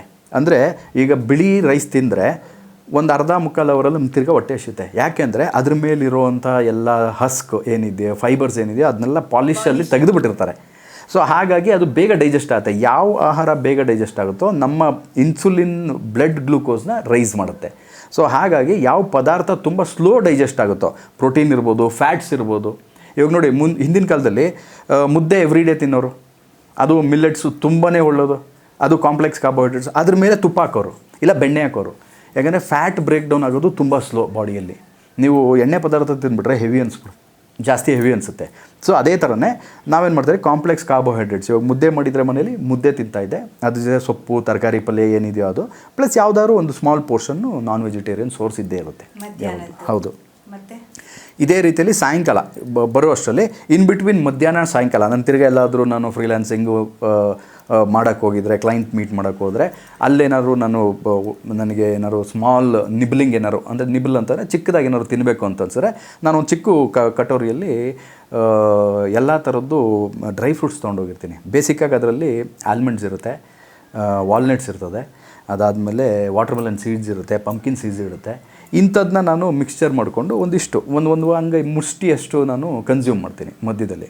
ಅದಾದಮೇಲೆ ನಾನು ಯಾವಾಗ ಮನೆಗೆ ಒಂದು 7 ಗಂಟೆಗೆ ಬರ್ತೀನೋ, 7ರಿಂದ 8 ಅಷ್ಟೇ ಮೇಡಮ್. ಅದ್ರ ಮೇಲೆ ನಾನೇನು ಊಟ ಗಿಟ್ಟೆಲ್ಲ ಮಾಡೋಕ್ಕೋಗಲ್ಲ. 7 ಗಂಟೆ 8 ಗಂಟೆ ಮಧ್ಯದಲ್ಲಿ ನನ್ನ ರಾತ್ರಿದು ಏನು ಊಟ ಇದೆ ಅದು ಮುಗಿದೋಗುತ್ತೆ. ಬೇಸಿಕ್ಕಾಗಿ ಏನಿರುತ್ತೆ ರಾತ್ರಿ ಊಟ ಅಂತಂದರೆ ಜನರಲಾಗಿ ಏನಾದರೂ ಸೂಪ್ ಇರುತ್ತೆ, ಒಂದು ಬೌಲ್ ಸೂಪ್ ಇರುತ್ತೆ, ಸ್ಯಾಲಿಡ್ಸ್ ಇರುತ್ತೆ, ಪ್ಲಸ್ ಯಾವುದಾದ್ರು ಒಂದು ನಾನ್ ವೆಜಿಟೇರಿಯನ್ ಸೋರ್ಸ್ ಇರುತ್ತೆ. ಅದು ಫಿಶ್ ಆಗ್ಬೋದು ಅಥವಾ ಎಗ್ಸ್ ಆಗ್ಬೋದು. ಇದಂತೂ 100%. ಇಲ್ಲಾಂದರೆ ಯಾವತ್ತಾರು ಒಂದು ದಿವಸ ರೆಡ್ ಮೀಟ್ ಅಂದರೆ ಗೋಟ್ ಆಗ್ಬೋದು, ಶೀಪ್ ಆಗ್ಬೋದು, ಈ ಥರದ್ದು ಯಾವ್ದಾದ್ರು ಒಂದು ರೆಡ್ ಮೀಟ್ ಅಂತೂ ಇದ್ದೇ ಇರುತ್ತೆ. ಮೇಜರಾಗಿ ಲಿಕ್ವಿಡ್ ಒಂದು ಸೋರ್ಸ್ ಇರುತ್ತೆ, ಪ್ಲಸ್ಸು ಸ್ಯಾಲಿಡ್ಸ್ದು ಅಂದರೆ ನಾವು ರಾ ಏನು ಮಾತಾಡಿದ್ವಿ ಆಗಲೇ ಬರೀ ಅದನ್ನೇ ತಿನ್ನಬೇಕಂತ ಕೇಳಿದ್ರಲ್ಲ, ಅದನ್ನು ನಾನು ರಾತ್ರಿಯಲ್ಲಿ ನಾನು ಅದನ್ನು ಕನ್ಸ್ಯೂಮ್ ಮಾಡೋಕ್ಕೆ ಟ್ರೈ ಮಾಡ್ತೀನಿ. ಯಾಕೆಂದರೆ ನೈಟು ನಾವು ಹೆವಿ ಫುಡ್ ತಿಂದರೆ ನಾವು ಯಾವುದೇ ಥರದ್ದು ದೈಹಿಕ ಇದು ಕೆಲಸ ಕೊಡೋದಿಲ್ಲ. ನಾವು ಅವಾಗೇನಾಗುತ್ತೆ, ಡೈಜೆಸ್ಟಿವ್ ಸಿಸ್ಟಮ್ ಮೇಲೆ ತುಂಬ ಒತ್ತಡ ಹಾಕಿದಂಗೆ ಆಗುತ್ತೆ. ನಾವು ನೈಟು ಊಟ ಮಾಡಿದ್ಮೇಲೆ ಇನ್ನೇನು ಮಾಡೋವಂಥ ಕೆಲಸ ಇಲ್ಲ, ನಿದ್ದೆನೇ ಮಾಡೋದು. ಸೊ 2 ಅವರ್ಗೆ ನಿದ್ದೆ ಮಾಡೋಕ್ಕೆ 2 ಅವರ್ಗೆ ಮುಂಚೆನೇ ನಾವು ಊಟ ಮಾಡಿದರೆ, ಅದರಲ್ಲೂ ಹೆವಿ ಫುಡ್ ತಿಂದಿದ್ರೆ ಅದು ಡೈಜೆಸ್ಟ್ ಆಗೋಕ್ಕೆ 5-6 ಅವರ್ ತೊಗೊಂಡ್ಬಿಡುತ್ತೆ. ಅವಾಗೇನಾಗುತ್ತೆ, ನಮ್ಮ ದೇಹ ಏನು ನಮ್ಮ ಬ್ರೈನು ಅದನ್ನ ರಿಫ್ರೆಶ್ ಮಾಡಬೇಕಾಗ್ತೋ ಆ ರಿಫ್ರೆಶ್ಮೆಂಟ್ ಮಾಡೋದಕ್ಕೆ ಅದಕ್ಕೆ ಅವಕಾಶ ಮಾಡ್ಕೊಳ್ಳೋದು. ಅದಕ್ಕೆ ಬೆಳಗ್ಗೆ ಎದ್ದಾಗ ಜನರು ಇನ್ನೊಂದು ಸ್ವಲ್ಪ ನಿದ್ದೆ ಬೇಕು, ನನಗೆ ಫುಲ್ ನಿದ್ದೆ ಸಿಕ್ಕಿಲ್ಲ ಅಂತ ಹೇಳ್ತಾರಲ್ಲ, ಈ ಥರ ಒನ್ ಆಫ್ ದಿ ರೀಸನ್ಸ್ ಇದೆಲ್ಲ. ಅದಕ್ಕೋಸ್ಕರ ನೈಟ್ ಹೊತ್ತು ಯಾವಾಗ್ಲೂ ಹೌದು protein rich plus fibre rich ಏನು ಸ್ಯಾಲಿಡ್ಸ್ ಏನು ಮಾತಾಡೋದನ್ನ ಅದು ಇಷ್ಟಿದ್ದರೆ ತುಂಬಾ ಒಳ್ಳೆಯದು. ಇದೇ ಥರದನ್ನೇ ನಾನು ಡೈಲಿ ಫಾಲೋ ಮಾಡೋದು. ಯಾವಾಗಾದರೂ ಒಂದೊಂದು ಸಲ ಹೊರಗಡೆ ಎಲ್ಲರೂ ಹೋದಾಗ್ಲೂ ನಾನು ಚೂಸ್ ಮಾಡ್ತೀನಿ, ಯಾವುದೇ ಥರದ್ದು ಎಣ್ಣೆ ಐಟಮ್ ನಾನು ಟಚ್ ಮಾಡಲ್ಲ, ಎಲ್ಲ ತಂದೂರು ಐಟಮ್ಸ್ ಮಾತ್ರನೇ ಚೂಸ್ ಮಾಡಿ ತೊಗೊಳ್ಳೋದು. ಹಾಗೆ ಇದು ನನ್ನ ದಿನಚರಿ. ಹೌದು ಸರ್, ಇಷ್ಟೆಲ್ಲ ನಿಮ್ಮ ಬಗ್ಗೆ ಹೇಳಿದ್ರಿ, ನಿಮ್ಮ ದಿನಚರಿ ಬಗ್ಗೆ ಎಲ್ಲ ಹೇಳಿದ್ರಿ. ಈಗ ಜನ ನಿಮ್ಮನ್ನು ಕಾಂಟ್ಯಾಕ್ಟ್ ಮಾಡಬೇಕಂದ್ರೆ ಯಾವ ರೀತಿ ಮತ್ತು ನೀವು ಯಾವ್ಯಾವ ರೀತಿಯ ಸರ್ವಿಸ್ ಅವ್ರಿಗೆ ಕೊಡ್ತೀರಾ? ಓಕೆ, ಮೊದಲನೇದಾಗಿ ಕೆಳಗಡೆ ಬರ್ತಾ ಇರುವಂಥ ಫೋನ್ ನಂಬರ್ಗೆ ಕಾಂಟ್ಯಾಕ್ಟ್ ಮಾಡಿದ್ರೆ ನಾನು ಅವೈಲೇಬಲ್ ಇರ್ತೀನಿ. ಏನೇನು ಸರ್ವಿಸಸ್ ಕೊಡ್ತೀರಾ ಅಂತ ಕೇಳಿದ್ರೆ ಎಲ್ಲ ಥರ ಸರ್ವಿಸಸ್, ಫಿಟ್ನೆಸ್ ಮತ್ತು ನ್ಯೂಟ್ರಿಷನ್ ರಿಲೇಟೆಡ್ ಸರ್ವಿಸಸ್. ಫಿಟ್ನೆಸ್ ಅಂದರೆ ಅದೇ ಹೇಳಿದ್ನಲ್ಲ, ವ್ಯಾಯಾಮ ಮಾಡಿಸೋದ್ರಿಂದ ಹಿಡಿದು ಅವ್ರಿಗೆ ಹೇಗೆ ಮಾಡಬೇಕು ಅಂತ ಹೇಳ್ಕೊಡೋದ್ರಿಂದ ಈ ಒಂದು ಫೆಸಿಲಿಟಿನ ಸರ್ವಿಸಸ್ನ ನಾನು ಕೊಡ್ತೀನಿ ಮೇಡಮ್. ಚಿಕ್ಕ ಮಗುವಿಂದ ಹಿಡಿದು 80-90 ವರ್ಷ ಆಗಿರೋವಂಥ ವ್ಯಕ್ತಿ ಕೂಡ ವ್ಯಾಯಾಮ ಮಾಡಲೇಬೇಕು ಮೇಡಮ್. ಅದು ಇವತ್ತಿಗೆ ಅದು ತುಂಬಾ ಅವಶ್ಯಕತೆ ಆಗಿಬಿಟ್ಟಿದೆ, ಅನಿವಾರ್ಯ ಆಗಿದೆ. ಯಾಕಂದರೆ ಯಾರಿಗೂ ಫಿಸಿಕಲ್ ಆ್ಯಕ್ಟಿವಿಟಿ ಮುಂಚೆ ಇದ್ದಂಗೆ ಇಲ್ಲ. ಯಾರೂ ಹೋಗಿ ನಾನು ಹೇಳ್ದಾಗೆ ಮೈದಾನದಲ್ಲಿ ಯಾರೂ ಆಡೋದಿಲ್ಲ ಇವತ್ತು. ವಯಸ್ಸಾಗಿರೋರಂತೂ ಬಿಟ್ಟೇ ಬಿಡಿ, ಅವರು ಮನೆ ಬಿಟ್ಟು ಕಾಲು ಹೊರಗಡೆ ಇಟ್ಟರೆ ಅದೇ ದೊಡ್ಡ ವಿಷಯ. ಸೊ ಹಾಗಾಗಿ ಚಿಕ್ಕವರಿಂದ ಹಿಡಿದು ದೊಡ್ಡವರೆಗೂ ಎಕ್ಸಸೈಸ್ ಮಾಡಲೇಬೇಕು. ಸೊ ನೀವು ಮನೆಗೆ ಹೋಗಿ ಸರ್ವಿಸ್ ಕೊಡ್ತೀರಾ? ಹೌದು ಮೇಡಮ್, ನಾನು ಫ್ರೀಲ್ಯಾನ್ಸಿಗೆ ಬೇಸಿಕಾಗಿ ನಾನು ಇವಾಗ ಫ್ರೀಲ್ಯಾನ್ಸಿಗೆ ಮಾಡೋದು. ಯಾವುದೇ ಥರದ್ದು ಫಿಟ್ನೆಸ್ ಆರ್ಗನೈಸೇಷನ್ಸ್ಗೆ ಇವಾಗ ನಾನು ಕೆಲಸ ಮಾಡ್ತಾಯಿಲ್ಲ. ಅದು ಒಂದು ಟೈಮಲ್ಲಿ ಮಾಡ್ತಾಯಿದ್ದೆ, ಅದು ಆದಮೇಲೆ ನಾನು ಬರೀ ಫ್ರೀಲ್ಯಾನ್ಸಿಂಗೆ ನಾನು ಇವಾಗ ಕಂಪ್ಲೀಟಾಗಿ ಮಾಡ್ತಾ ಇರೋದು. ಏನೇನು ಫ್ರೀಲ್ಯಾನ್ಸಿಂಗಲ್ಲಿ ಏನೇನು ಅಂತಂದರೆ ನ್ಯೂಟ್ರಿಷನ್ ಪ್ರೊವೈಡ್ ಮಾಡೋದ್ರಿಂದ ಹಿಡಿದು ಎಕ್ಸಸೈಸ್ ಪ್ರೊವೈಡ್ ನ್ಯೂಟ್ರಿಷನ್ ಕೊಡ್ತೀರಾ? ಹೌದು ಮೇಡಮ್, ನಾನು ಸ್ಪೋರ್ಟ್ಸ್ ನ್ಯೂಟ್ರಿಷನ್ ಮಾಡಿದ್ದೀನಿ. ಸೊ ಹಾಗಾಗಿ ಸ್ಪೆಸಿಫಿಕ್ ನ್ಯೂಟ್ರಿಷನ್, ಫಾರ್ ಎಕ್ಸಾಂಪಲ್ ಯಾರು ಅಥ್ಲೀಟ್ಸ್ ಇದ್ದರೆ ಅವರ ಒಂದು ಯಾವುದು ಕ್ರೀಡೆ ಇದೆಯೋ ಅದಕ್ಕೆ ಯಾವ್ಯಾವ ಥರ ಆಹಾರ ಅವ್ರು ಕನ್ಸ್ಯೂಮ್ ಮಾಡಬೇಕು ಶಕ್ತಿ ಬರೋದಕ್ಕೆ, ಅವ್ರದ್ದು ಏನು ಫಿಟ್ನೆಸ್ಸು ಎನ್ಹ್ಯಾನ್ಸ್ ಆಗೋದಕ್ಕೆ, ಅವ್ರದ್ದು ಸ್ಕಿಲ್ ಸೆಟ್ ಎನ್ಹಾನ್ಸ್ ಆಗೋದಕ್ಕೆ ಅದಕ್ಕೆ ನ್ಯೂಟ್ರಿಷನ್ ಏನು ಬೇಕು ಅದನ್ನು ಕೊಡೋದ್ರಿಂದ ಹಿಡಿದು ಸ್ಪೋರ್ಟ್ಸ್ ಟ್ರೈನಿಂಗ್ ಕೂಡ. ಯಾವುದಾದ್ರೂ ಇವಾಗ ಸ್ವಿಮ್ಮರ್ಸ್ ಇರ್ತಾರೆ, ಅಥವಾ ಲಾಂಗ್ ಟೆನ್ನಿಸ್ ಪ್ಲೇಯರ್ಸ್ ಇರ್ತಾರೆ, ಬ್ಯಾಡ್ಮಿಂಟನ್ ಪ್ಲೇಯರ್ಸ್ ಇರ್ತಾರೆ, ಕ್ರಿಕೆಟ್ ಪ್ಲೇಯರ್ಸ್ ಇರ್ತಾರೆ, ಅಂಥವ್ರಿಗೂ ನಾನು ವೆಯ್ಟ್ ಟ್ರೈನಿಂಗ್, ಎಸ್ಪೆಷಲಿ ಫಿಸಿಕಲ್ ಟ್ರೈನಿಂಗ್ನ ನಾನು ಮಾಡಿಸ್ತೀನಿ. ಅವರು ಯಾವುದು ಗೇಮಲ್ಲಿ ಅವ್ರು ಇದ್ದಾರೋ, ಕ್ರೀಡೆಯಲ್ಲಿದ್ದಾರೋ ಆ ಕ್ರೀಡೆಗೆ ಅನುಗುಣವಾಗಿ ನಾನು ಟ್ರೈನಿಂಗ್ ಮಾಡಿಸ್ತೀನಿ. ಹಾಗೆ ಇದೆರಡು ಸರ್ವಿಸಸ್ ಕೊಡ್ತೀನಿ. ಇದು ಬಿಟ್ಟು ಇವಾಗ ನಾವು ಮಾತಾಡಿದ್ವಿ ಡಯಾಬಿಟೀಸ್ ಬಗ್ಗೆ ಮಾತಾಡಿದ್ವಿ, PCO ಬಗ್ಗೆ ಇದೆಲ್ಲ ಮೆಡಿಕಲ್ ಕಂಡೀಷನ್ಸ್. ಓಕೆ, ಇದಕ್ಕೂ ನ್ಯೂಟ್ರಿಷನಲ್ಲಿ ಹೇಗೆ ಸರಿಪಡಿಸ್ಕೋಬೋದು. ಎಲ್ಲರೂ ಏನು ಅಂದ್ಕೊಂಡಿದ್ದಾರೆ, ಟ್ಯಾಬ್ಲೆಟ್ ತಿಂದರೆ ರೋಗ ಹೋಗುತ್ತೆ ಅಂತ ತಿಳ್ಕೊಂಡಿದ್ದಾರೆ. ಟ್ಯಾಬ್ಲೆಟ್ ತಿನ್ನೋದ್ರಿಂದ ರೋಗ ಹೋಗೋದಿಲ್ಲ. ಟ್ಯಾಬ್ಲೆಟ್ ತಿನ್ನೋದ್ರಿಂದ 10 ರೋಗನ ಇನ್ವೈಟ್ ಮಾಡ್ತೀವಿ ನಾವು. ಅದನ್ನೇ ನೀವು ಆರೋಗ್ಯದ ಇವಾಗ ಬಂದಿರೋ ಕಾಯಿಲೆ ಏನು ಅಂತ ಮೂಲ ನೀವು ಹುಡುಕಿದ್ರೆ ಅದು ಟ್ಯಾಬ್ಲೆಟ್ ತಿಂದು ಕಾಯಿಲೆ ಬರ್ಸ್ಕೊಂಡಿಲ್ಲ, ಅದಕ್ಕೆ ಟ್ಯಾಬ್ಲೆಟ್ ತಿಂದು ನೀವು ಕಾಯಿಲೆ ಹೋಗಿಸ್ಕೊಳಕ್ಕಾಗಲ್ಲ. ಕಾಯಿಲೆ ಬಂದಿರೋದೇ ನೀವು ಊಟ ಸರಿ ಒಳ್ಳೆ ಆಹಾರ ತಿಂದೇ ಇರೋದಕ್ಕೆ ಕಾಯಿಲೆ ಬಂದಿರೋದು. ನೀವು ಯಾವಾಗ ಆಹಾರ ತಿನ್ನೋ ಪದ್ಧತಿನೇ ಚೇಂಜ್ ಮಾಡಿಕೊಂಡ್ರೆ ತಿರ್ಗಾ ಅದು ನಿಮ್ಮ ಅನಾರೋಗ್ಯನ ಹೋಗಿಸುತ್ತೆ. ಸೊ ಹಾಗಾಗಿ ಆಹಾರ ಇವಾಗ ಮೆಡಿಕಲ್ ಕಂಡೀಷನ್ಸಲ್ಲಿರೋರಿಗೆ ಏನು ಆಹಾರ ತಿನ್ನಬೇಕು, ಎಷ್ಟು ಮಾತ್ರದಲ್ಲಿ ತಿನ್ನಬೇಕು, ಯಾವಾಗ ತಿನ್ನಬೇಕು, ಅದಕ್ಕೆ ತಕ್ಕನಾಗಿ ಯಾವ ಫಿಸಿಕಲ್ ಆ್ಯಕ್ಟಿವಿಟೀಸ್ ನೀವು ಮಾಡಬೇಕು. ಸೊ ಇದನ್ನೆಲ್ಲ ನಾನು ಅವರಿಗೆ ಹೇಳ್ತೇವೆ. ಫ್ರೀಲಾನ್ಸಿಂಗಲ್ಲಿ ಮೋಸ್ಟ್ ಆಫ್ ದಿ ಟೈಮ್ಸ್ ನಾನು ಇದನ್ನೇ ಮಾಡೋದು ಮೇಡಮ್. ಇದು ಬಿಟ್ಟು ಸರ್ಟನ್ ಟೈಮ್ಸಲ್ಲಿ ನಾನು ಸೆಮಿನಾರ್ಸ್ ಕಂಡಕ್ಟ್ ಮಾಡ್ತೀನಿ, ವರ್ಕ್ಶಾಪ್ಸ್ ಕಂಡಕ್ಟ್ ಮಾಡ್ತೀನಿ. ವರ್ಕ್ಶಾಪ್ಸ್ ಅಂತಂದರೆ ಫಿಟ್ನೆಸ್ ಟ್ರೈನರ್ಸ್ಗೆ ಫಾರ್ಮ್ ಆ್ಯಂಡ್ ಟೆಕ್ನಿಕ್, ಯಾವ ರೀತಿ ವ್ಯಾಯಾಮ ಮಾಡಿಸ್ಬೇಕು, ಯಾವ ರೀತಿ ಪೋಶ್ಚರ್ ಇರಬೇಕು, ಹೇಗೆ ಬ್ರೀದಿಂಗ್ ಮಾಡಬೇಕು, ಯಾವ ಥರ ನಾವು ಎಕ್ಸಸೈಸ್ ಮಾಡಬೇಕು, ರೆಪಿಟೇಷನ್ಸ್ ಹೇಗಿರುತ್ತೆ, ಅದೆಲ್ಲ ವರ್ಕ್ಶಾಪ್ಸ್ ಅದು ಮಾಡ್ತೀನಿ. ಇರೋದಿಲ್ಲ. ಹೌದು ಮೇಡಮ್, ಇವಾಗ ನಾನು ಮಾಡುವಂಥ ಎಕ್ಸಸೈಸಸ್ಸು ಮತ್ತೊಬ್ಬರು ಮಾಡೋದಕ್ಕಾಗಲ್ಲ, ಅವ್ರು ಮಾಡುವಂಥ ಎಕ್ಸಸೈಸ್ ನಾನು ಮಾಡೋದಕ್ಕಾಗಲ್ಲ. ಫಾರ್ ಎಕ್ಸಾಂಪಲ್ ಪವರ್, ಹೌದು, ಈಗ ಪವರ್ ಲಿಫ್ಟರ್ಸ್ ಅಂತ ಹೇಳ್ತಾರೆ, ಬಾಡಿ ಬಿಲ್ಡರ್ಸ್ ಅಂತ ಹೇಳ್ತಾರೆ, ನಾರ್ಮಲ್ ಫಿಟ್ನೆಸ್ ಎಂಥ್ಯೂಸಿಯಾಸ್ಟ್ಸ್ ಅಂತ ಹೇಳ್ತಾರೆ. ಪವರ್ ಲಿಫ್ಟರ್ಸು ಹೆವಿ ವಜನ್ನ ಎತ್ತುತ್ತಾರೆ ಅವರು. ಅದೇ ಲೆವೆಲ್ಗೆ ಬಾಡಿ ಬಿಲ್ಡರ್ಸ್ ಎತ್ತೋದು ತುಂಬ ಕಷ್ಟ. ಅದೇ ಲೆವೆಲ್ಗೆ ಫಿಟ್ನೆಸ್ ಎಂಥ್ಯೂಸಿಯಾಸ್ಟು ಯಾರು ನಾನು ಫಿಟ್ಟಾಗಿರ್ಬೇಕಷ್ಟೇ, ನನಗೆ ಯಾವುದೇ ಥರದ್ದು ಹೆವಿ ಬಾಡಿ ಬೇಡ ಅಂತೆಲ್ಲ ಇದು ಮಾಡ್ತಾರಲ್ಲ, ನಾನು ಫಿಟ್ ಇರಬೇಕಷ್ಟೇ ಸಾಕು ಅಂತ ಅವರು ಅಷ್ಟೇ ಆ ಒಂದು ವೆಯ್ಟ್ನ ಎತ್ತೋದಕ್ಕಾಗಲ್ಲ. ಸೇಮ್ ವೇ ವೆಯ್ಟ್ ಲಿಫ್ಟರ್ದು ಏನು ವೆಯ್ಟ್ ಎತ್ತೋ ಕೆಪಾಸಿಟಿ ಇರುತ್ತೋ ಬಾಡಿ ಬಿಲ್ಡರ್ಸ್ದು ಅವ್ರ ದೇಹ ಅಷ್ಟು ಸುಂದರವಾಗಿ ಅವ್ರು ರೂಪಿಸ್ಕೊಂಡಿರ್ತಾರೆ ಎಕ್ಸಸೈಸ್ ಮಾಡಿ. ಅದೇ ಥರ ದೇಹ ಈ ವೆಯ್ಟ್ ಲಿಫ್ಟರ್ಸ್ಗಿರೋದಿಲ್ಲ ಅಥವಾ ಫಿಟ್ನೆಸ್ ಎಂಥ್ಯೂಸಿಯಾಸ್ಟ್ಗಿರೋಲ್ಲ. ಸೊ ಹಾಗಾಗಿ ಒಬ್ಬೊಬ್ರದ್ದು ಏನು ಗೋಲ್ ಸೆಟ್ ಇದೆ ಅದಕ್ಕೆ ಅನುಗುಣವಾಗಿ ನಾವು ಊಟ ಮಾಡಬೇಕು, ಅದಕ್ಕೆ ಅನುಗುಣವಾಗಿ ನಾವು ಎಕ್ಸಸೈಸಸ್ ಮಾಡಬೇಕು, ಅದಕ್ಕೆ ಅನುಗುಣವಾಗಿ ನಾವು ರೆಸ್ಟ್ ಕೂಡ ತೊಗೋಬೇಕು. ರೆಸ್ಟ್ ಈಸ್ ಮೋಸ್ಟ್ ಇಂಪಾರ್ಟೆಂಟ್ ಇದೆಲ್ಲದರಲ್ಲೂ. ಅವರಿಗೆ ಏನೇನು ಬೇಕು ಅದ್ರ ಅನುಗುಣವಾಗಿ ನೀವು ಅವರಿಗೆ ಕೊಡ್ತೀರಾ? ಹೌದು ಮೇಡಮ್, ಅವ್ರ ಗೋಲ್ಸ್ನೆಲ್ಲ ನಾವು ತಿಳ್ಕೊಂಡು ಅದ್ರ ಬೇಸಿಸ್ ಮೇಲೆ we will create A plan. Nutrition ಆಗ್ಬೋದು ಅಥವಾ ಎಕ್ಸಸೈಸ್ ಪ್ಲ್ಯಾನ್. ಎಸ್, ಎಲ್ಲ ಥರದವರು ಅವ್ರದ್ದು ಗೋಲ್ಸು. ಅವ್ರು ಫಸ್ಟು ನಾವು ಮಾಡೋವಂಥ ಕೆಲಸ ಏನು ಅಂತಂದರೆ ರಿಕಾಲ್ ಅಂತ ಹೇಳ್ತೀವಿ. ಅದು ಫಿಟ್ನೆಸ್ ರಿಕಾಲ್ ಇರ್ಬೋದು, ಆಮೇಲೆ ಮೆಡಿಕಲ್ ರಿಕಾಲ್ ಇರ್ಬೋದು, ಹೆಲ್ತ್ ರಿಕಾಲು, ಎಕ್ಸಸೈಸಿಂಗ್ ರಿಕಾಲು ಮತ್ತು ನ್ಯೂಟ್ರಿಷನ್ ರಿಕಾಲ್ ಅಂತ ಹೇಳ್ತೀವಿ. ಇದೆಲ್ಲ ರಿಕಾಲ್ ಅವ್ರ ಹತ್ರ ತೊಗೊಂಡು ಆ ಮಾಹಿತಿ ಏನು ನಮಗೆ ಸಿಕ್ಕಿದೆಯೋ ಅದ್ರ ಬೇಸಿಸ್ ಮೇಲೆ ಅವ್ರಿಗೆ ಬ್ಲಡ್ ವರ್ಕ್ ಮಾಡೋಕ್ಕೆ ಹೇಳ್ತೀವಿ. ಇಂತಿಂಥ ಬ್ಲಡ್ ಟೆಸ್ಟ್ ಮಾಡಿಸಿ ಅಂತ ಅಂದ್ಬಿಟ್ಟು. ಯಾವುದಾದ್ರು ನ್ಯೂನ್ಯತೆಗಳಿತ್ತು ಅಂತಾರೆ, ನಾನು ಆವಾಗಲೇ ಮೆನ್ಷನ್ ಮಾಡ್ದಂಗೆ ಮೈಕ್ರೋ ನ್ಯೂಟ್ರಿಯೆಂಟ್ಸ್ ನ್ಯೂನ್ಯತೆ ಇದ್ದೇ ಇರುತ್ತೆ ಎಲ್ಲರಿಗೂ, especially vitamin D, B12, okay, magnesium, ಇದೆಲ್ಲ ಬೇಸಿಕ್ಕಾಗಿ ಇದ್ದೇ ಇರುತ್ತೆ. ಒಂದು ಅದು 100% ಇರ್ತದೆ. ಸೊ ಅದನ್ನು ಯಾವಾಗ ಅವ್ರ ಬ್ಲಡ್ ರಿಪೋರ್ಟ್ಸ್ ನಮಗೆ ತೋರಿಸ್ತಾರೋ ಆ ಬ್ಲಡ್ ರಿಪೋರ್ಟ್ ಬೇಸಿಸ್ ಮೇಲೆ ಅವ್ರ ಗೋಲ್ಸ್ ಹೇಳಿರ್ತಾರಲ್ಲ ನಮ್ಮ ಹತ್ರ, ಇದನ್ನು ಕ್ಲಬ್ ಮಾಡಿ ಅವ್ರ ಗೋಲ್ಸ್ಗೆ ಮತ್ತು ಈ ಒಂದು ನ್ಯೂನ್ಯತೆನ ಸರಿಪಡಿಸ್ಕೊಳ್ಳೋದಕ್ಕೆ ಯಾವ್ಯಾವುದು ಆಹಾರ ನಾವು ಕೊಡಬೇಕು, ಏನೇನು ಸಪ್ಲಿಮೆಂಟೇಷನ್ ಕೊಡಬೇಕು. ಅದಕ್ಕೆ ಎಲ್ಲ ಆಹಾರದಲ್ಲೂ ಎಲ್ಲ ಥರದ್ದು ನ್ಯೂಟ್ರಿಯೆಂಟ್ ಸಿಕ್ಕಲ್ಲ. ಸೊ ಯಾವುದು ನಮಗೆ ಸಿಕ್ಕೋದಿಲ್ವೋ, ಯಾವುದು ಡೆಫಿಷಿಯೆಂಟ್ ಆಗಿದೆಯೋ ಅದನ್ನು ಯಾವ ರೀತಿಯಲ್ಲಿ ನಾವು ತೊಗೋಬೇಕು, ನಾವು ಟ್ಯಾಬ್ಲೆಟ್ ರೂಪದಲ್ಲಿ ತೊಗೋಬೇಕಾ ಅಥವಾ ಆಹಾರದ ರೂಪದಲ್ಲಿ ತೊಗೋಬೇಕಾ, ಅದನ್ನು ನಾವು ಸಜೆಸ್ಟ್ ಮಾಡ್ತೀವಿ ಅವ್ರಿಗೆ. ಮಾಡಿ ಆ ಒಂದು ಪ್ಲ್ಯಾನ್ನ ಮುಂದುವರಿಸ್ಕೊಂಡು, ಇಲ್ಲ ನಾನೇ ಎಕ್ಸಸೈಸ್ ಮಾಡಿಸಿದ್ರೆ ಹತ್ರದಲ್ಲಿದ್ದರೆ ನಾನು ಎಕ್ಸಸೈಸ್ ಮಾಡ್ತೀನಿ, ಇಲ್ಲಾಂದರೆ ಬೆಂಗಳೂರಲ್ಲಿ ನನ್ನ ತುಂಬ ಹಲವಾರು ಸ್ಟೂಡೆಂಟ್ಸ್ ಇದ್ದಾರೆ ಆಲ್ ಓವರ್ ಬೆಂಗಳೂರು. ಯಾವ್ಯಾವ ಏರಿಯಾದಲ್ಲಿ ನನಗೆ ಎನ್ಕ್ವೈರೀಸ್ ಬರುತ್ತೋ ಆ ಏರಿಯಾದು ರೀಕಾಲೆಲ್ಲ ನಾನು ತೊಗೊಂಡು ನನ್ನ ಜೊತೆನೇ ನನ್ನ ಸ್ಟೂಡೆಂಟ್ಸ್ನ ಕರ್ಕೊಂಡು ಹೋಗ್ತೀನಿ. ಯಾರು ಅವ್ರನ್ನ ಟ್ರೈನ್ ಮಾಡ್ತಾರೆ, ಅವರು ವರ್ಷಾನುಗಟ್ಲೆಯಿಂದ ಇದೇ ಫೀಲ್ಡಲ್ಲಿ ಎಕ್ಸ್ಪೀರಿಯನ್ಸ್ ಇದೆ.